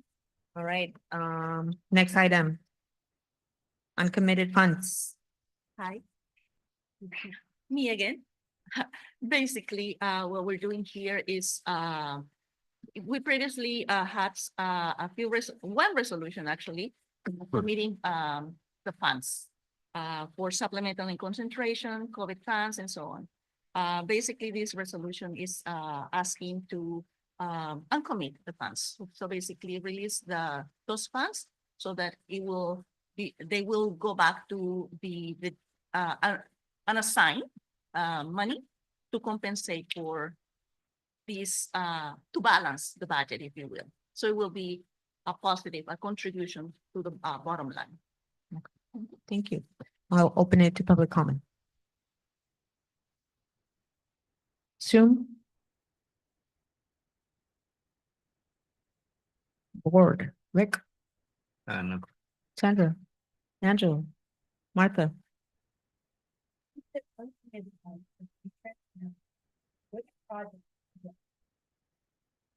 Basically, when we committed the funds, we had very specific language. So for instance, going back to September 10th, that was basically the time when I came and presented the resolution to commit funds for COVID, for some of the projects for the high school and emergency repairs. And also we did have the carryover for supplemental and concentration. So technically, all of the committed funds for the identified capital improvements, we already encumbered those funds because now we're paying, right? So the reason for us to commit funds is to reserve those funds for a very specific reason. So those committed funds for capital improvements, they're in use now. So technically, the ones that I'm asking to uncommit will be the supplemental and concentration remaining of the funds. about, I don't have that specific info. I don't want to say the number. I can provide that information. All I know is that 940, it's 0940 and 0950. I want to give you the exact number. I just need to run a report so that I can provide you with.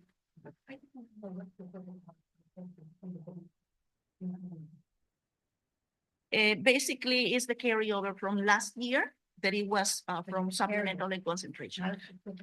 And No. can I, Yeah.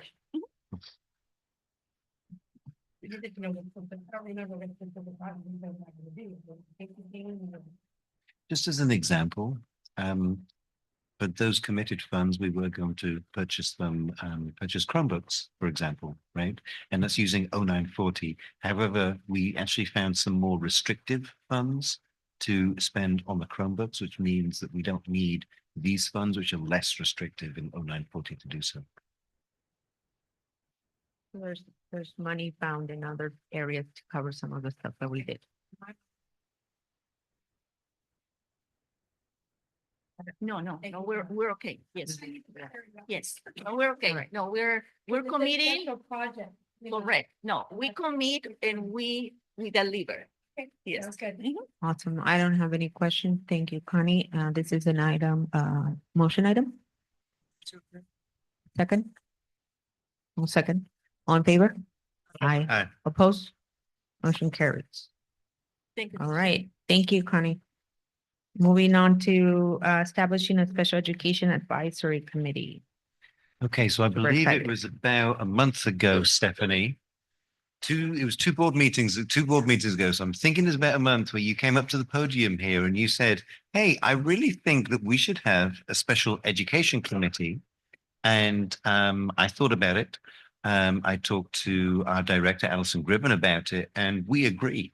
We should have a special education advisory committee. And so this item is about the formation of a special education advisory committee.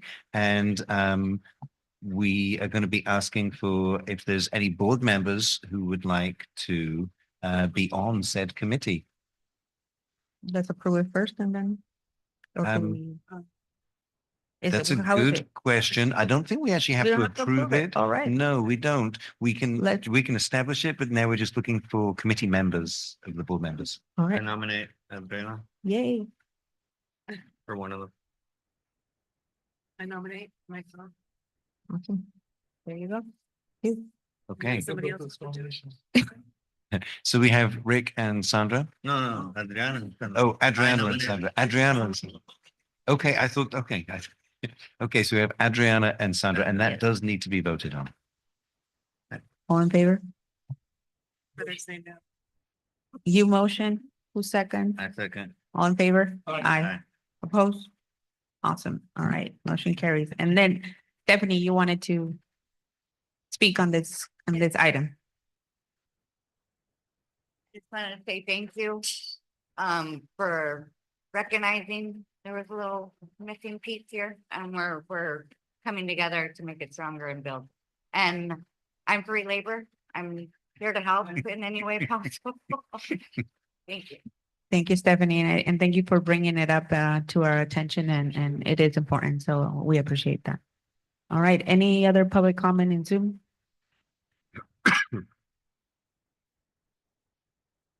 All right, awesome. So last one is board request.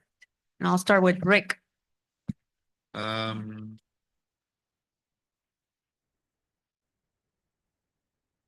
Just to hope that we get a good turnout for the Walnut or Athletic Committee, have some good information. I think it'll be a real good thing for the future, but to collaborate and get everyone to get on the same page with things and help each other out and help the students learn more about nutrition, health, weight, and all the other ideas that everyone have too. Awesome. Thank you, Rick. Sandra? Angelo? Martha? I would just like an update on, like Angela was mentioning, we've done so many assessments of our families with the community schools and with all this stuff. I want to hear what the results are and what the actions were taken out of those, of the work of the community schools this year. Absolutely. So, just by the way, what I have on my list, and the outcomes from community schools is going to be on March 27th. Perfect. Okay. Also, we had some board members asking about the ethnic studies curriculum. Okay. That is not ready yet. When it is ready, we will, of course, be bringing it to the board. And there's some other things which are going to be in the pike as well. But yeah, those are the things which board members asked for, and they're on their way. Awesome. Thank you so much. All right. Meeting adjourned at 8:21. Thank you for staying.